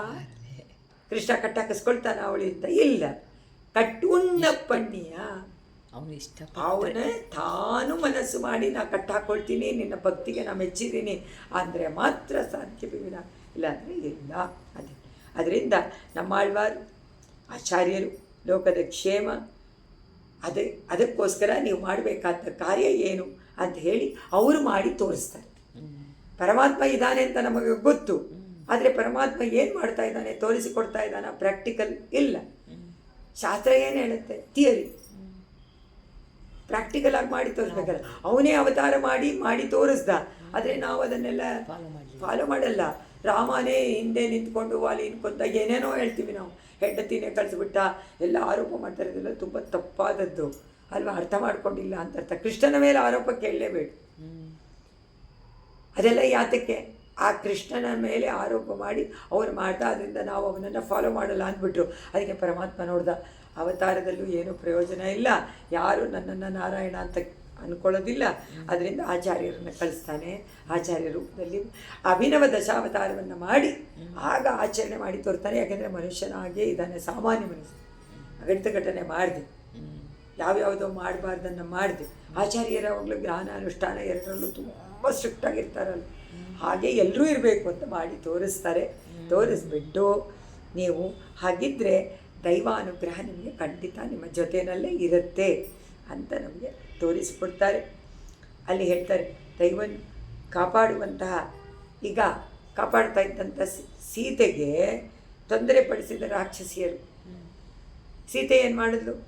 ಹನುಮಂತ ಹೇಳ್ತಾರೆ, ರಾಕ್ಷಸರನ್ನೆಲ್ಲ ಒಂದೇ ಸತಿ ಪರ್ಮಿಷನ್ ಕೊಡಮ್ಮ, ನಾನು ಈಗಲೇ ಮುಗಿಸ್ಬಿಡ್ತೀನಿ, ಅವ್ರು ಎಷ್ಟು ಕಷ್ಟ ಕೊಟ್ಟಿದ್ದಾರೆ. ಆದರೆ ಸೀತೆ ಬಿಟ್ಟು. ಅದರಿಂದ ದೈವ ಸಹಾಯ ಯಾವಾಗಲೂ ಇರುತ್ತೆ, ಯಾವುದೋ ರೂಪದಲ್ಲಿ. ನಮಗೆ ಆಚಾರ್ಯ ರೂಪದಲ್ಲಿ ಆಚಾರ್ಯ ದೇವೋಭವ ಅಂತ ಹೇಳಿ ನಾವು ಹಾಗೇನೆ ಆಚಾರ್ಯರಂತೆ ಪಾದುಕಾದೇವಿಯನ್ನು ನಾವು ನೋಡಬೇಕು. ಒಂದು ಪ್ರಯತ್ನ, ಇನ್ನೊಂದು ದೈವಾನುಗ್ರಹ. ಎರಡನ್ನು ತೋರ್ಸೋಕ್ಕೆ ಎರಡು ಪಾದುಕೆ ದ್ವಂದ್ವ. 767 ಪಾರ್ಶ್ವಯೋವ ಸರಸಿಜಾವ ಸುಂದರೆ ಪಾದಯೋಶ್ಚ ಮಣಿಪಾದುಕೆ ಯುವಾಂ ಸನ್ನಿಕರ್ಷತನಚೇನ್ ಮಧುದ್ವಿಷಗ ಕಿಂ ಕರಿಷ್ಯತಿ ಕೃತಾಗ ಸಾಂಗಣಗ. ಮಣಿಪಾದುಕೆ, ರತ್ನಮಯ ಪಾದುಕೆಯೇ ಮಧುದ್ವಿಷಗ, ಎಲ್ಲದರಲ್ಲೂ ಮಧುದ್ವಿಷ ಅಂತ. ಪುರಾರಿ ಮಧುದ್ವಿಷ, ಅದೇ ಮಧುಕೈಟವರು, ಅದಕ್ಕೋಸ್ಕರನೇ ತಾನೇ ಬಂದಿದ್ದು. ಮಧುಕೈಟವರು ತೊಡೆಯಿಂದ ಹುಟ್ಟಿದಂಥವರು. ಅವರಿಬ್ಬರು ವೇದಗಳನ್ನು ತಗೊಂಡು ತೊಡೆ ಮೇಲೆ ಹಾಕ್ಕೊಂಡು ಅವರನ್ನು ಪೂರ್ತಿಯಾಗಿ ಹಿಸಿ ಅವನು ಸಂಹಾರ ಮಾಡಿಬಿಟ್ಟ. ಅಂತಹ ಮಧುದ್ವಿಷ ನ ಪಾದುಕಾದೇವಿಗೆ ಪಾರ್ಶ್ವಯೋಗೋ, ಎರಡೂ ಕಡೆಗಳಲ್ಲೂ ರಂಗನಾಥನ ಎರಡು ಕಡೆಗಳಲ್ಲಿ ಸರಸಿಜಾವ ಸುಂದರೇ. ಸರಸಿಜ ಅಂದರೆ ಕಮಲದಲ್ಲಿ ವಾಸ ಮಾಡುವಂಥ ಮಹಾಲಕ್ಷ್ಮಿಯು ವಸುಂಧರೆಯಾದಂಥ ಭೂದೇವಿಯು ಇಬ್ಬರೂ ಕೂಡ ಪಾದಯೋಗೋ 2 ಪಾದಗಳಲ್ಲೂ ಯುವ ಅಂಶ. ನೀವಿಬ್ಬರು ಸನ್ನಿಕರ್ಷಧ ಚೆ ಹತ್ತಿರ ಇಲ್ಲದೆ ಹೋಗಿದ್ದರೆ ಕೃತಾಗಸ ಮಾಡಿದ ತಪ್ಪುಗಳನ್ನು, ಕೃತಾಗಸ ಅಂದರೆ ಅಪರಾಧಗಳು, ಕೃತ ಅಂದರೆ ಮಾಡೋದು, ಆಗಸ ಅಂದರೆ ಪಾಪಗಳು, ಸಮೂಹ. ಇದು ಅಗಸ ಅಂದರೆ ಸಮೂಹ. It is not 1 or 2. ಅದು 2 ಎಣ್ಸೋಕ್ಕಾಗತ್ತ ನಮ್ಮ ಪಾಪ? ಎಣಿಕೆ ಇಲ್ಲದಷ್ಟು ಚಕ್ರವರ್ತಿಗಳು ನಾವು ಅಪರಾಧದಲ್ಲಿ ಅಂತ ಹೇಳ್ತಾರೆ. ಕಿಂ ಕರಿಷ್ಯತೆ, ಏನು ಮಾಡುತ್ತೆ ನೀವಿಲ್ಲದೆ ಇದ್ದರೆ? ನೀವಿಬ್ಬರು ಈಗ ಉಭಯ ನಾಚ್ಯಾರು ಇಲ್ಲ ಅಂತಂದರೆ ನಮ್ಮ ಗತಿ ಏನು? ಅದಕ್ಕೋಸ್ಕರ ನೀವಿಬ್ಬರು ಇದ್ದೀರ. ಅವರ ಒಬ್ಬರೇ ಬಂದುಬಿಟ್ರೆ ಪರಮಾತ್ಮ ಇಬ್ಬರ ಜೊತೆಯನ್ನು ಬಂದಿಲ್ಲ ಅಂತ ಅನ್ಕೋಬೇಡಿ. ಇಬ್ಬರು ಒಟ್ಟಿಗೆನೇ ಇದ್ದಾರೆ, ಪಾದುಕ ರೂಪದಲ್ಲಿ ಇದ್ದಾರೆ. ಈಗ ಜೀವಾತ್ಮ ಒಂದೊಂದು ಶರೀರದಲ್ಲೂ ಎಣಿಕೆ ಇಲ್ಲದಷ್ಟು ಜೀವಾತ್ಮಗಳಿದ್ದಾರೆ. ಪ್ರಪಂಚದಲ್ಲಿ ಇರೋದೇ ಜೀವಾತ್ಮ, ಎಣ್ಸೋಕ್ಕಾಗತ್ತೆ. ಪ್ರಪಂಚದಲ್ಲಿ ಎಲ್ಲ ಜೀವಾತ್ಮನೇ, ಅದನ್ನು ಎಣ್ಸೋಕ್ಕಾಗೋದೇ ಇಲ್ಲ. ಅದಕ್ಕೆ ಅಧಿಪತಿ ಪರಮಾತ್ಮ ಒಬ್ಬನೇ. ಅದರಿಂದ ಅವನು ಸ್ವಾಮಿ, ನಾವೆಲ್ಲರೂ ಅವನ ಆಳುಗಳು. ಅವನ ಆಜ್ಞೆಯಂತೆಯೇ ನಾವು ನಡಿಬೇಕು. ಅದು ಇವನ ಸ್ವರೂಪ. ಜೀವಾತ್ಮನ ಸ್ವರೂಪ ಏನು? ಅವನೇ, ಬೇರೆ ಯಾರೂ ಇಲ್ವೇ, ಎಲ್ಲರೂ ಜೀವಾತ್ಮಗಳೇ. ಅದರಿಂದ ಅವನು ಹೇಳಿದಂತೆ ನಡೆದ್ರೆ ನಮಗೆ ಸುಖ, ಅವನು ಹೇಳಿದಂತೆ ನಡೀದೇ ಇದ್ದರೆ ದಂಡನೆ ಉಂಟಾ ಇಲ್ವ? ಉಂಟು ಅಂತ ಶಾಸ್ತ್ರದಲ್ಲಿ ಹೇಳಿದ್ರು. ನಾವು ಮಾಡ್ತಾನೇ ಬಂದಿದ್ವಿ. ಕೃತಾಗಸ ಸೇರಿಸ್ಕೊಂಡು ಮೂಟೆಯಾಗಿ ಪಾಪಗಳನ್ನು ಕಟ್ಕೊಂಡು ಬಿಟ್ಟಿದ್ವಿ. ನಮ್ಮ ಸಂಪಾದನೆಯೇ ಪಾಪ. ಪುಣ್ಯ ಅಂತ ಮಾಡೋಕ್ಕೆ ಹೋಗ್ತೀವಿ ಪುಣ್ಯ ಕಾರ್ಯವನ್ನು, ಅದರಲ್ಲಿ ಪುಣ್ಯಕ್ಕಿಂತ ಜಾಸ್ತಿ ಪಾಪನೇ ಸೇರಿಸ್ಕೊ. ಅದೇನಾಗಿದೆ, ಅದು ಅಷ್ಟು ದೊಡ್ಡದಾಗಿದೆ. ತಪ್ಪುಗಳನ್ನು ಮಾಡಿ ದಂಡನೆಗೋಸ್ಕರ ನಿಂತಿದ್ದೀವಿ. ಅವರ ದಂಡದರತ್ವ ಅಟ್ಲೀಸ್ಟ್ ದಂಡನೆ ಕೊಡ್ತಾನೆ ಅಂತನಾದರೂ ಕಡಿಮೆ ಮಾಡಿದೀವ? ಕೇಳ್ತೀವಿ, ಪುರಾಣಗಳನ್ನೆಲ್ಲ ಕೇಳಿ ಅಷ್ಟು ಪಾಪಗಳಿದೆ, ಅಷ್ಟು ನರಕಗಳಿದೆ, ಎಷ್ಟು ಪಾಪಕ್ಕೆ ಅಂತೆಲ್ಲ ಕೇಳಿದ್ದೀವಿ. ಆದರೆ ಮಾಡಬೇಕಾದ್ರೆ ತಿರುಮಂಗ್ಯಾಳ್ವರು ಹೇಳ್ತಾರೆ, ನಾನು ಮಾಡಿದೆ, ಗೊತ್ತಾಗಲಿಲ್ಲ, ಆದರೆ ಈಗ ಗೊತ್ತಾಯಿತು, ಓಡಿ ಬಂದುಬಿಟ್ಟಿದ್ದೀನಿ ನಿನ್ನ ಹತ್ರ. ಏ ರಂಗನಾಥ, ನಿನ್ನ ಪಾದದಲ್ಲಿ ಬಿದ್ದುಬಿಟ್ಟಿದ್ದೀನಪ್ಪ, ನೈಮಿಷಾರಣ್ಯದಲ್ಲಿ ಹೋಗಿ ಶರಣಾಗುತ್ತೆ. 2 ಶರಣಾಗುತ್ತೆ, ಎಲ್ಲ ಶರಣಾಗುತ್ತೀನಿ. ತಿರುಮಂಗ್ಯಾಳ್ವರು ಅವರ ಆತ್ಮಕಥೆಯನ್ನೇ ಹೇಳ್ಕೊಂಡು ಹೇಳ್ತಾರೆ, ನಾನು ಈ ಥರ ಓಡಿದೆ, ಎಲ್ಲ ಜೀವಗಳನ್ನು ಕೊಂದೆ, ಪಲ್ಲು ಕೊನ್ನೆ. ಕೊಲ್ಲಬೇಕಾದ್ರೆ ಯೋಚನೆ ಮಾಡಲಿಲ್ಲ ಯಾವ ನರಕ ಸಿಗತ್ತೆ ಅಂತ. ಆದರೆ ತಿಳ್ಕೊಂಡೆ. ಈಗ ತಿಳ್ಕೊಂಡ ತಕ್ಷಣ ಹಬ್ಬ ಭಯ ಪಟ್ಕೊಂಡು ಓಡ್ಬಾರ್ದಿದೆ. ನೈಮಿಷಾರಣ್ಯದಿಂದ ಅದನ್ನು ತಕ್ಷಣ ಭಯ ಆಗ್ಬಿಡ್ತು ನನಗೆ. ಎಷ್ಟು ಭಯಪಟ್ಟು ಇನ್ಯಾರಪ್ಪ ಈ ನರಕಗಳಿಂದ ಕಾಪಾಡ್ತಾರೆ ಅಂತ, ನಿನ್ನ ಪಾದ ಒಂದೇ ರಕ್ಷಣೆ. ಅದು ಓಡಿ ಬಂತು ಚೆನ್ನಾಗಿ. ಅದೇ ಥರ ಇಲ್ಲಿ ನಾವು ಅಷ್ಟು ಪಾಪಗಳನ್ನು ಮಾಡಿದ್ದೀವಿ, ಬಹುಕಾಲದಿಂದ ತಪ್ಪು ಮಾಡಿದ್ದೀವಿ. ತಪ್ಪುಗಳನ್ನು ಮಾಡಿ ಭಯವೂ ಇಲ್ಲದೆ ತಪ್ಪುಗಳನ್ನು ಮಾಡಿದ್ದೀವಿ. ಗೊತ್ತಿದ್ದು ದಂಡನೆ ಸಿಗುತ್ತೆ ಅಂತ ಗೊತ್ತಿದ್ರೂ ಅದು ಮಾಡೋದ್ರಿಂದ ನಮ್ಮ ನೋಡಿದ್ರೇ ಅವನಿಗೆ ಕೋಪ ಬರುತ್ತೆ. ನಾವೆಲ್ಲ ಇಲ್ಲ ನನಗೆ ಗೊತ್ತಿಲ್ಲದೆ ಇದೆ ಮಾಡಿಬಿಟ್ಟೆ ನಾನು ಅಂತಂದರೆ ತಪ್ಪಾಗಲ್ವ? ಗೊತ್ತಿಲ್ಲದೇನೂ ತಪ್ಪು ಮಾಡಿದ್ರು ತಪ್ಪೇ, ಅಪರಾಧವೇ ಪಾಪವೇ. ಅದರಿಂದ ಅದನ್ನು ನೋಡಿದ ತಕ್ಷಣ ಪರಮಾತ್ಮ ಕಣ್ಣು ಮುಚ್ಕೊಂಡ್ಬಿಡ್ತಾನೆ. ಸದ್ಯ ಇವನನ್ನು ಯಾರು ನೋಡಿದ್ವಿ ಪಾಪಿಷ್ಟ, ನನ್ನ ದಂಡನೆ ಕೊಡಬೇಕಲ್ಲ, ಬರೀ ದಂಡನೆನೇ ಕೊಡಬೇಕಲ್ಲ ಅಂತ ಅವನಿಗೆ ಅದು ಕರುಣೆ. ಕಣ್ಣು ಮುಚ್ಕೋತಾನಂತ ಕೋಪ ಬಂದುಬಿಡ್ತದೆ. ಯಾಕೆಂದರೆ ದಂಡನೆ ಆಟೋಮ್ಯಾಟಿಕ್, ಅವನೇನು ಕೊಡಬೇಕಾಗಿ. ಅದರಿಂದ ಆ ಸಮಯದಲ್ಲಿ ಪಕ್ಕದಲ್ಲಿರುವಂಥ ಶ್ರೀದೇವಿ ಭೂದೇವಿ ಅವರಿಲ್ಲ ಅಂದರೆ ನಮಗೆ ತುಂಬ ಕಷ್ಟ. ಭೂದೇವಿಯರು ಅಡಿಗಳ ಬಳಿ, ಪಾದದ ಬಳಿ ಇರುವಂತಹ ನೀವು ಆ ಕೋಪವನ್ನು ಬಿಡುವಂತೆ ಮಾಡಿ ನಮ್ಮನ್ನು ಕಾಪಾಡ್ತೀರಾ. ನೀವಿಲ್ಲದಿದ್ದರೆ ಅಪರಾಧಿ ಏನು ಬದುಕೋದು ಹೇಗೆ? ಸಂಸಾರದಲ್ಲೇ ಇರಬೇಕಾಗತ್ತೆ ವಿನ ಇಲ್ಲದೇ ಇಲ್ಲ ಅಂಥೇಳಿ 4 ಜನರು ಇದ್ದೀರಾ ಅಂದರು. ಶ್ರೀದೇವಿ ಭೂದೇವಿನೂ ಇದ್ದಾಳೆ, ನೀವು ಇದ್ದೀರಾ. ಇವೆಲ್ಲ ಸೇರಿಕೊಂಡು ನಮ್ಮ ಅಪರಾಧಗಳನ್ನು ಕ್ಷಮಾಪಣೆಯನ್ನು ಮಾಡಿ ಪರಮಾತ್ಮನಲ್ಲಿ ನಮ್ಮನ್ನು ಸೇರಿಸ್ತೀರಾ ಅಂತ ಆಚಾರ್ಯರು ಇವರಿಗಿಂತ ಇನ್ನೂ ಜಾಸ್ತಿ ಪಾದುಕೆಗಿಂತ ಪಾದುಕೆ ಅಂತೇನೆ ಅಂತ ಇಟ್ಕೊಳ್ಳೋಣ. ಯಾರ್ಯಾರು ತಪ್ಪಿತಸ್ಥರನ್ನೂ ಅವರ ತಪ್ಪುಗಳನ್ನು ಕ್ಷಮೆ ಮಾಡಿ ತಿರುಗಿಸಿ ತಿರುತ್ತಿ ಪಣಿಕೊಂಡು ಪರಮಾತ್ಮನಲ್ಲಿ ಸೇರಿಸ್ತಾರೆ, ಶಿಫಾರಸ್ ಮಾಡ್ತಾರೆ. ತಾಯಿಗಳಂತೆ ಭೂದೇವಿ ಶ್ರೀದೇವಿಯಂತೆ ಪಾದುಕಾದೇವಿ ಮಾಡ್ತಾಳೆ, ಪಾದುಕಾದೇವಿಯಂತೆ ಆಚಾರ್ಯರೂ ಕೂಡ ನಮಗೆ ಆ ಪರಮಾತ್ಮನ ಕೋಪವನ್ನು ತಲ್ಲಣಿಸಿ ನಮಗೆ ಮಹಾಲಕ್ಷ್ಮಿಯು ಶಿವನಾರಾಯಣರನ್ನು ಸೇರಿ ಆ ದಿವ್ಯ ದಂಪತಿಗಳ ಜೊತೆಯಲ್ಲಿ ಇದ್ದು ಅವರ ಮಗುವಾದಂಥ ನಾವುಗಳು, ಮಕ್ಕಳಾದಂಥ ನಾವುಗಳು ಎಲ್ಲರೂ ಕೂಡ ಅವರ ಆಶ್ರಯದಲ್ಲಿದ್ದು ಪರಮಾನಂದವನ್ನು ಅನುಭವಿಸುವಂತೆ ಮಾಡ್ತಾರೆ ಆಚಾರ್ಯರುಗಳು. ಅಂತಹ ಆಚಾರ್ಯರನ್ನು ತೋರಿಸುವಂಥ ಪಾದುಕೆ ಅಂತಾರೆ. 768 ಪಾದುಕೆ ಭವಭಯ ಪ್ರತೀಪಯೋಗೋ ಭಾವಯಾಮಿ ಯುವಯೋಗ ಸಮಾಗಮಂ ಸಕ್ತಯೋರ್ಧನುಜ ವೈರಿಣಪ್ಪದೆ ವಿದ್ಯೆಯೋರಿವ ಪರಾವರಾತ್ಮನೋ. ಪಾದುಕಾದೇವಿ ಅಮ್ಮ ಪಾದುಕೆ ಭವಭಯ ಪ್ರತೀಪಯೋಗೋ. ಭವ ಅಂದರೆ ಸಂಸಾರದಲ್ಲಿ ಉಂಟಾಗುವಂತಹ ಭಯ. ಭಯ ನಾವು ಭಯ ಪಟ್ಕೊಳ್ಬೇಕು. ಸಂಸಾರ ಮೊದಲನೇದು ನಮ್ಮ ಇಂದ್ರಿಯಕ್ಕೆ, ಶರೀರಕ್ಕೆ ಭಯ. ಮೊದಲನೇ ಸಂಸಾರ ಇಂದ್ರಿಯ, ಎರಡನೇದು ಇದು, ಮೂರನೇದು ಪ್ರಪಂಚ. ಎಲ್ಲನೂ ಅದು ಮೂರಕ್ಕೂ ಭಯ ಪಟ್ಕೋಬೇಕು. ಮೂರು ನಮ್ಮನ್ನು ಎಳೆದು ಎಳೆದು ಎಳೆದು ಇಲ್ಲೇ ಹಾಕ್ಬಿಡುತ್ತೆ. ಇಲ್ಲಿಂದ ಪಾರು ಮಾಡೋಕ್ಕೆ ಆಗೋದಿಲ್ಲ. ಹೋಗ್ಬಿಡೋಣ ಅಂತ ಹೇಳಿಬಿಟ್ರೆ ಹೋಗೋಕ್ಕಾಗತ್ತೆ ಸಂಸಾರದಿಂದ. ಆದರೆ ಆ ಭಯ ಬಂದಾಗ ಅದಕ್ಕೆ ಶತ್ರುವಾದ ಧನುಜ ವೈರಿಣ, ಹಸುರನ್ನು ಧ್ವಂಸ ಮಾಡುವಂಥ ಭಗವಂತನೇ ಅಲ್ವ ವೈರಿ. ಇನ್ಯಾರೂ ಅದನ್ನು ಏನು ಮಾಡೋಕ್ಕಾಗಲ್ಲ. ಅಂತಹ ಆ ಭಗವಂತನ ಪಾದವನ್ನು ರಕ್ಷಣೆ ಮಾಡುವಂತಹ ಸಕ್ತಯೋಗೋ, ಯಾವಾಗಲೂ ಅದರಲ್ಲೇ ಆಸಕ್ತಿಯಿಂದ ಸೇರಿಕೊಂಡು ಪರಮಾತ್ಮನ ಕೈಂಕರ್ಯವನ್ನು ಮಾಡ್ತಾ ಇರುವಂತಹ ಯುವಯೋಗೋ, ನೀವಿಬ್ಬರು ಸಮಾಗಮಂ ಒಂದಾಗಿ ಸೇರಿಬಿಟ್ಟಿದ್ದೀರಲ್ಲ, ಯಾವಾಗಲೂ ಬಿಟ್ಟಿರೋದು ಒಂದಾಗಿಬಿಟ್ಟಿದ್ದೀರಲ್ಲ. ಪರಾವರಾತ್ಮನೋ ವಿದ್ಯೆಯೋ, ಪರ ಮತ್ತು ಅಪರ ವಿದ್ಯೆ ಅಂತ ನಾನು ಅಂದ್ಕೊಂಡಿದ್ದೀನಿ. ಸಮಾಗಮ ಪರವಿದ್ಯೆ ಅಪರವಿದ್ಯೆ ಎರಡನ್ನೂ ಸೇರಿಸಿಬಿಟ್ಟು ಒಟ್ಟಿಗೆ ಬಂದುಬಿಟ್ಟಿದ್ದೀರೇನೋ ನೀವಿಬ್ಬರು ಅಂತ ಭಾವಯಾಮಿ. ಇದವಿದ್ದವಂತ ಭಾವಯಾಮಿ ಅಂತಾರೆ ಸ್ವಾಮಿ. ನನ್ನ ಅಭಿಪ್ರಾಯ ನೀವಿಬ್ಬರು ಸೇರಿ ಬಂದಿದ್ದೀರಾ. ಶಾಸ್ತ್ರಗಳಿಂದ ದೇವರನ್ನು ಪಡೆಯೋದಕ್ಕೆ ಬೇಕಾಗುವಂಥ ಕಾರ್ಯಗಳನ್ನು ಮಾಡಿ, ಉಪಾಯವನ್ನು ಮಾಡಿ ಅಂತ ಹೇಳಿ, ಅದಕ್ಕೆ ಏನಂತ ಕರೀತಾರೆ? ಪರಾವಿದ್ಯ. ಪರಮಾತ್ಮನನ್ನು ಮೋಕ್ಷವನ್ನು ಪಡ್ಕೊಳ್ಳೋಕ್ಕೆ ನಮಗೆ ಯಾವ ಒಂದು ವಿದ್ಯೆ ಅಂದರೆ ಉಪಾಯ, ಅದು ಪರಾವಿದ್ಯೆ. ಅಪರವಿದ್ಯೆ ಅಂದರೆ ಅವರ ವರ ಅಂತ ಇನ್ನೊಂದು, ಧ್ಯಾನಕ್ಕೆ ಆ ದೇವರ ಧ್ಯಾನಕ್ಕೆ ಪರ ಅಂತ ಹೆಸರು. ನಿಮ್ಮಿಬ್ಬರನ್ನು ನೋಡುವಾಗ ಆ ಎರಡು ವಿದ್ಯೆಗಳು ಇದೆ. ಇಲ್ಲಿ ಹೇಳ್ತಾರೆ, ಶಾಸ್ತ್ರಗಳಿಂದ ದೇವರು ಅವನನ್ನು ಪಡ್ಕೊಳ್ಳೋಕ್ಕೋಸ್ಕರವಾಗಿ ಉಪಾಯ, ಆ ಉಪಾಯ ತೀರ್ಮಾನ ಮಾಡೋದಕ್ಕೆ ಪರಾವಿದ್ಯ. ಆದರೆ ಆ ಪರಮಾತ್ಮನನ್ನು ಧ್ಯಾನ ಮಾಡೋದಕ್ಕೆ ವಿದ್ಯಾ, ಅದು ವರ.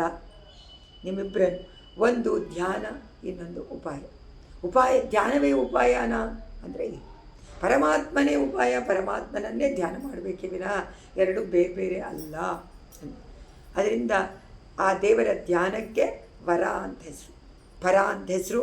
ನೀವಿಬ್ಬರು ನಮ್ಮನ್ನೇನು ಮಾಡ್ತೀರಾ ನೋಡುವಾಗ ಆ ಎರಡೂ ವಿದ್ಯೆಗಳಂತೆ ನೀವು ಕಾಣಿಸ್ತಾ ಇದ್ದೀರಾ. ವಿದ್ಯೆಗಳ ರೂಪದಲ್ಲಿ ಮಾಡಿ ಇದು ಎರಡನ್ನೂ ಮಾಡಿ ದೇವರನ್ನೂ ದರ್ಶನ ಮಾಡಿ, ಆ ದರ್ಶನ ಮಾಡಿದಂಥ ದೇವರನ್ನು ಚೆನ್ನಾಗಿ ಸ್ಥಾಪನೆ ಮಾಡಿಕೊಂಡು ಮನಸ್ಸಿನಲ್ಲಿ ಅವನನ್ನು ಧ್ಯಾನವನ್ನು ಮಾಡಿ, ಆಗ ಪರಮಾತ್ಮನನ್ನು ಬೇಗ ಹತ್ತಿರದಲ್ಲಿ ಇಟ್ಕೋಬೋದು ಅಂತ ಹೇಳ್ತಾರೆ. ಮೋಕ್ಷ ಸಿಗಬೇಕಾದ್ರೆ ಅದು ಬೇಕು ಅಂತಾರೆ.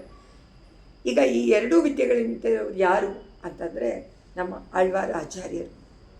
ಯಾಕೆ? ಶಾಸ್ತ್ರಗಳು ಆ ವಿದ್ಯೆ ಅಂದರೆ ಜ್ಞಾನವನ್ನು ಕೊಡುವಂಥದ್ದು. ಶಾಸ್ತ್ರಗಳಿಂದ ವಿಷಯವನ್ನು ನಾವು ತಿಳ್ಕೋಬೇಕು ಅಂತ ಹೇಳ್ತಾರೆ. ನಾವು ಶಾಸ್ತ್ರವನ್ನು ಅಧ್ಯಯನ ಮಾಡೋಕ್ಕೆ ಸಾಧ್ಯನೇ ಇಲ್ಲ. ಆಳ್ವಾರ ಆಚಾರ್ಯರುಗಳು ಆ ಶಾಸ್ತ್ರದಲ್ಲಿ ಮುಳುಗಿ ಏನು ಬೇಕು ಅದನ್ನು ಚೆನ್ನಾಗಿ ತಿಳ್ಕೊಂಡು ಪರಮಾತ್ಮನನ್ನು ಧ್ಯಾನವನ್ನಾದರೂ ಮಾಡಿ, ಇಲ್ಲ ಶರಣಾಗತಿಯನ್ನಾದರೂ ಮಾಡಿ, ಯಾವುದರನ್ನಾದರೂ ಮಾಡಿ ಮೋಕ್ಷವನ್ನು ಹೊಂದಬೇಕು ಅಂತ ತಿಳಿಸಿಕೊಡ್ತಾರೆ. ಅದರಿಂದ ಉಪಾಯವನ್ನು ತಿಳಿಸಿ, ಪರಮಾತ್ಮನ ವಿಷಯವನ್ನು ತಿಳಿಸಿ, ಅವನನ್ನು ಪಡ್ಕೊಳ್ಳೋಕ್ಕೆ ತುಂಬ ಸುಲಭ ಅಂಥೇಳಿ ನಮಗೆ ಆಶ್ವಾಸನೆಯನ್ನು ಮಾಡಿ ಆ ಎರಡರಲ್ಲಿ ಒಂದನ್ನು ಮಾಡಿ ನಿಮಗೆ ಭಗವಂತ ಸಿಗ್ತಾನೆ ಅಂತ ನಮಗೆ ತೋರಿಸಿಕೊಡ್ತಾರೆ. ಅದರಿಂದ ಪರಮಾತ್ಮನಿಂದ ಮಾಡೋಕ್ಕೆ ಆಗದೇ ಇರುವಂಥ ಒಂದು ಕಾರ್ಯವನ್ನು ಸದಾಚಾರ್ಯರು ನಮಗೆ ಮಾಡಿ ತೋರಿಸಿ ನಮ್ಮನ್ನೂ ಕೂಡ ಅವನಲ್ಲಿ ಸೇರುವಂತೆ ಮಾಡ್ತಾರೆ. ಬರೀ ಉಪದೇಶ ಮಾಡೋದಿಲ್ಲ, ತಿರುತಿ ಪಡಿಕೊಳ್ಳುವಾನಂತ ಅವರು ಮಾಡುವಂತೆ ಅವರ ದರ್ಶನದಿಂದಲೇ ಕಟಾಕ್ಷದಿಂದಲೇ ಬಿಡ್ತಾರೆ. ಅಂತಹ ಆಚಾರ್ಯರೇ ವಿದ್ಯೆ ಪ್ರಪತ್ತಿ. ಅದರಿಂದ ಭಕ್ತಿ ಪ್ರಪತ್ತಿ ಎರಡು ವಿದ್ಯೆ. ಆ ವಿದ್ಯೆ ಯಾರು ಅಂದರೆ ಆಚಾರ್ಯನೇ ಮಾಡೋದ್ರಿಂದ ಆಚಾರ್ಯರು ವಿದ್ಯೆ ಅಂತ ಇದ್ದಾರೆ. ಹೇಗೆ ಪಾದುಕಾದೇವಿ ವಿದ್ಯೆ ಅಂತ ಇದ್ದಾಳೋ ಪರ ಅದೇ ಥರ ವಿದ್ಯೆಯಿಂದ ಮೋಕ್ಷ ದೊರಕತ್ತೆ ಅಂತ ಆಚಾರ್ಯರು ತಿಳಿಸಿ ಮೋಕ್ಷದವರೆಗೂ ಕರ್ಕೊಂಡು ಹೋಗ್ತಾರೆ ಅಂತ ಆ ಶ್ಲೋಕ 769. ರಂಗಸೀಮನಿರಥಾಂಗ ಲಕ್ಷ್ಮಣಗ ಚಿಂತೆಯಾಮಿ ತಪನೀಯ ಪಾದುಕೆ ಶಾಪದೋಷ ಶಮನಾಯ ತತ್ಪದೆ ಚಕ್ರವಾಕ ಮಿಥುನಂ ಕೃತಾಸ್ಪದಂ. ಇಲ್ಲಿ ಹೇಳ್ತಾರೆ, ಶ್ರೀಮನ್ನಾರಾಯಣ ರಾಮ ಅವತಾರ ಮಾಡಿದಾಗ ಅದರಲ್ಲೂ ಸೀತೆಯನ್ನು ಅಗಲಿದ ಕಾಲದಲ್ಲಿ ದುಃಖವನ್ನು ಅವನಿಗೆ ಸಹಿಸ್ಕೊಳ್ಳೋಕ್ಕೆ ಆಗಲಿಲ್ಲ, ಸೀತೆಯ ವಿರಹವನ್ನು. ಆಗ ಆ ಕೆಲವು ವಸ್ತುಗಳಿಗೆ ಶಾಪ ಕೊಟ್ಟಂತೆ. ಕೆಲವು ಯಾತಕ್ಕೆ ಅಂದರೆ ಅವನಿಗೆ ತಾಪ ತಡ್ಕೊಳ್ಳೋಕ್ಕಾಗಲಿಲ್ಲ. ಅದರಲ್ಲಿ ಚಕ್ರವಾಕ ಪಕ್ಷಿ ರಾತ್ರಿ ಹೊತ್ತು ಅದೆರಡು ಪಕ್ಷಿ ಒಟ್ಟಿಗೆ ಇರಬಾರ್ದು ಅಂತ. ಕೋಗಿಲೆಗೆ ತನ್ನ ತಾಯಿ ತನ್ನ ಅದೇ ಮೊಟ್ಟೆಗಳನ್ನೆಲ್ಲ ರಕ್ಷಣೆ ಮಾಡಬಾರ್ದು ಅಂತ ಶಾಪ. ಸಂಪಿಗೆ ಹೂವನ್ನು ಭ್ರಮರ ಮುಟ್ಟಬಾರ್ದು, ಅದರಿಂದ ಬರೋದಿಲ್ಲ ಸಂಪಿಗೆ ಹೂವು. ಗಂಧದ ಮರದಲ್ಲಿ ಹಾವು ಇರಬೇಕು,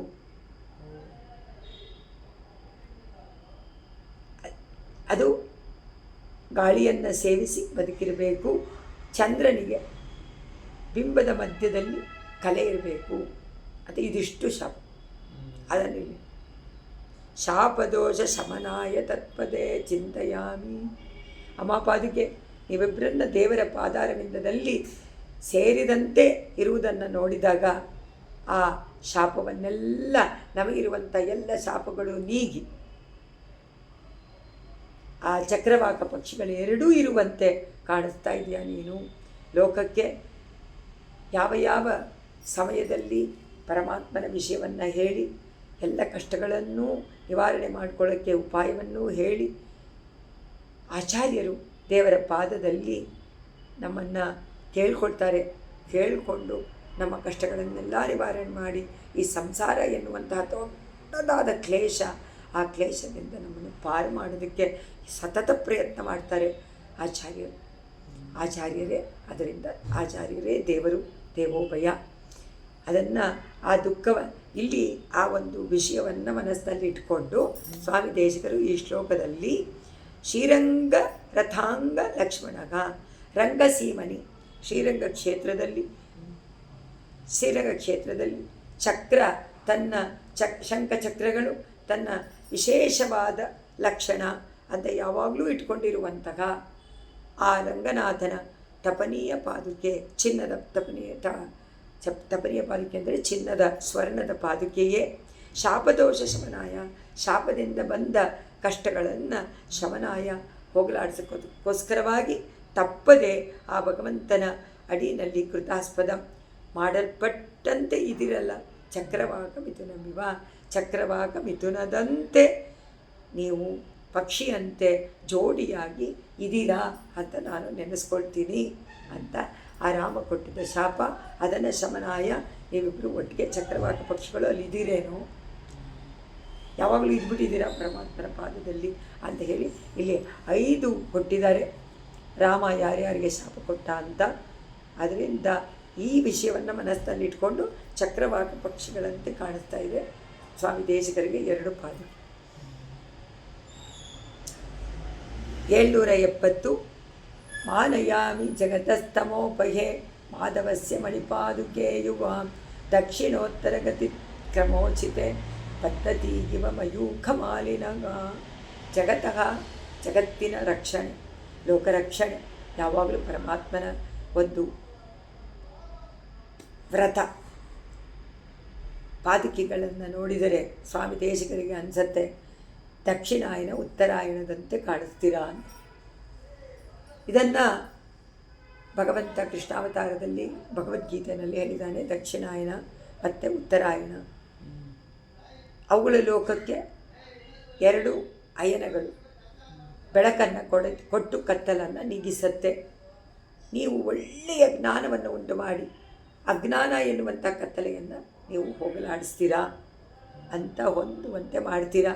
ಅದರಿಂದ ಇದು ದಕ್ಷಿಣಾಯನ ಮತ್ತು ಉತ್ತರಾಯಣಗಳಂತೆ ಮಾನಯಾಮಿ, ನಾನು ಕೊಂಡಾಡ್ತೀನಿ. ಜಗತಃ ಲೋಕದ ತಮೋಪಯೆ ಅಜ್ಞಾನ, ತಮಸ್ಸು ಅಂದರೆ ಅಜ್ಞಾನ, ಕತ್ತಲೆ, ಅವಿದ್ಯೆ, ಅದನ್ನು ಹೋಗಲಾಡಿಸುವಂತಹ ಮಾಧವಸ್ಯ ಭಗವಂತನ ಪಾದುಕೆ. ಮಾಧವ ಮಹಾಲಕ್ಷ್ಮಿಯ ಜೊತೆಯಲ್ಲಿರುವಂಥ ಕೂಡಿರುವಂತಹ ಮಾಧವನ ಪಾದುಕೆಯೇ, ರಂಗನಾಥನ ರತ್ನ ಪಾದುಕೆಯೇ ಯುವಾಂ.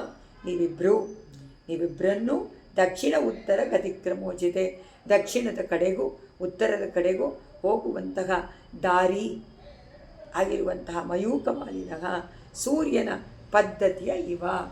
ಸೂರ್ಯ ಅವನ ಚಲನೆಯಿಂದ ಉತ್ತರಾಯಣ ದಕ್ಷಿಣಾಯನ ಆಗುತ್ತೆ. ಅದರಂತೆ ನೀವು ಕಾಣುತ್ತೀರಿ. ಒಂದು ಉತ್ತರಾಯಣ ಮಾರ್ಗ, ಇನ್ನೊಂದು ದಕ್ಷಿಣಾಯನ ಮಾರ್ಗ ಎನ್ನುವಂಥದ್ದು ಎರಡು. ಎಲ್ಲ ಜೀವಾತ್ಮನೂ ಈ ಮಾರ್ಗದ ಯಾವುದಾದ್ರೂ ಒಂದು ಮಾರ್ಗದಲ್ಲಿ ಹೋಗಲೇಬೇಕು ಅಂತ ನೀನು ತೋರಿಸಿಕೊಡ್ತೀಯ. ಆದರೆ ಮುಖ್ಯವಾಗಿ ಅಜ್ಞಾನ ಇದ್ದರೆ ಯಾವ ಮಾರ್ಗದಲ್ಲಿ ಹೋಗ್ತೀವೋ ಗೊತ್ತಿಲ್ಲ, ಧೂಮ ಮಾರ್ಗನೋ ಏ ಮಾರ್ಗನೋ. ಆದರೆ ಆಚಾರ್ಯರ ಸಮಾಶ್ರಯಣ ಮಾಡಿ ಶರಣಾಗತಿಯನ್ನು ಮಾಡಿದರೆ ಖಂಡಿತವಾಗಿ ಅರ್ಚಿರಾದಿ ಮಾರ್ಗನೇ ಅದು. ಸೂರ್ಯನ ಕಿರಣಗಳು ಯಾವಾಗಲೂ ಇರೋದರಿಂದ ಇಲ್ಲಿ ದಕ್ಷಿಣಾಯನ ಉತ್ತರಾಯಣ ಅದು ಬೇರೆಯವ್ರಿಗೆ ಹೇಳಿದ್ದು, ಶರಣಾಗತಿ ಮಾಡದೇ ಇದ್ದವ್ರಿಗೆ. ಆದರೆ ಶರಣಾಗತರಿಗೆ ಏನು ಮಾರ್ಗ? ಒಂದೇ ಮಾರ್ಗ, ಅಚ್ಚಿರಾದಿ ಮಾರ್ಗದಲ್ಲಿ ಆ ಎರಡೂ ಇದೆ. ಆದರೆ ನೀವು ಎರಡನ್ನು ಒಟ್ಟಿಗೆ ನೀವು ಆಶ್ರಯಿಸಿ ಪರಮಾತ್ಮನ ಪಾದಾರವಿಂದದಲ್ಲಿ ನನ್ನ ಮೂಲಕವಾಗಿ ಹೋದರೆ ನಿಮಗೆ ಒಂದೇ ಮಾರ್ಗ, ಇಬ್ಬರು ಒಂದೇ ಅಂತ ತೋರಿಸುತ್ತೆ. ಬೆಳಕನ್ನು ಕೊಟ್ಟು ಒಳ್ಳೆಯ ಜ್ಞಾನವನ್ನೂ ಉಂಟು ಮಾಡಿ ಮಾನಯಾಮಿ, ಅಜ್ಞಾನವು ಬಿಟ್ಟು ಹೋಗುವಂತೆ ನೀವು ಮಾಡ್ತೀರಾ ಅಂತ ನಾನು ನೆನೆಸ್ಕೊಳ್ತೀನಿ. ನಾನು ಮಾಡ್ತೀರಾ ಅಂತ ನಾನು ನಂಬಿದ್ದೀನಿ ಅಂತಾರೆ ಸ್ವಾಮಿ ದೇಶಿಕರು. ಈ ಪಾದಿ ಮಾನಯಾಮಿ ಜಗತಸ್ತಮೋಪಯೇ ಮಾಧವಸ್ಯ ಮಣಿಪಾದುಕೆ ಯುವ.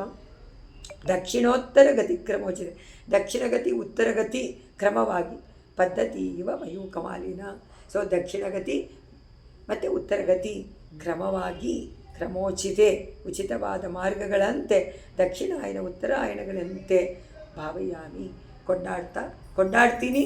ಭಾವಯಾಮಿ ನಾನು, ಮಾನಯಾಮಿ ಭಾವಯಾಮಿ ಎಲ್ಲನೂ ಏನು ನನ್ನ ಮನಸ್ಸಿಗೆ ಆ ರೀತಿ ನೀವು ಕಾಣಿಸ್ತಾ ಇದ್ದೀರಾ ಅಂತ ಈ ಸ್ತೋತ್ರದಲ್ಲಿ 10 ಶ್ಲೋಕಗಳಲ್ಲಿ ಇವರಿಬ್ಬರೂ ಇರುವಂತಹ ಒಂದು ಸ್ಥಿತಿಯನ್ನು ಬಿಡದೆ ಅಪೃಥಕ್ ಸಿದ್ಧವಾದಂಥ ಒಂದು ತತ್ವ, ಆ ತತ್ವವನ್ನು ಮನಸ್ಸಿನಲ್ಲಿ ಇಟ್ಕೊಂಡು ಸ್ವಾಮಿ ದೇಶಿಕರು ಎಂತಹ ಒಂದು ವಿಷಯಗಳನ್ನು ನಮಗೆ ತಿಳಿಸಿಕೊಡ್ತಾರೆ. ಶಾಸ್ತ್ರದಲ್ಲಿ ಸೂಕ್ಷ್ಮವಾಗಿರುವಂಥ ವಿಷಯಗಳನ್ನೆಲ್ಲ ಈ ಮೂಲಕವಾಗಿ ನಮಗೆ ತಿಳಿಸಿಕೊಟ್ಟಂಥ ದೇಶಿಕರಿಗೆ ನಮೋ ನಮಃ. ಶಿವತೆ ನಿಗಮಾಂತ ಮಹಾದೇಶಿಕಾಯ ನಮಃ. ಜಯತೀತಿ ರಾಜಸೂಕ್ತಿ ಜಯತಿ ಮುಕುಂದಸ್ಯ ಪಾದುಕಾಯುಗಳಿ ತದ್ವಯದನಾ ತ್ರಿವೇದೀಂ ಅವಂತೆಯಂತೋ ಜಯಂತಿ ಭುವಿ ಸಂತ ಶ್ರೀರಂಗಪೃಥ್ವೀಶ ಚರಣತ್ರಾಣಶೇಖರಾಗ ಜಯಂತಿ ಭುವನತ್ರಾಣ ಪದಪಂಕಜರೇಣವಗ. ಸರ್ವಂ ಶ್ರೀಕೃಷ್ಣಾರ್ಪಣಮಸ್ತು.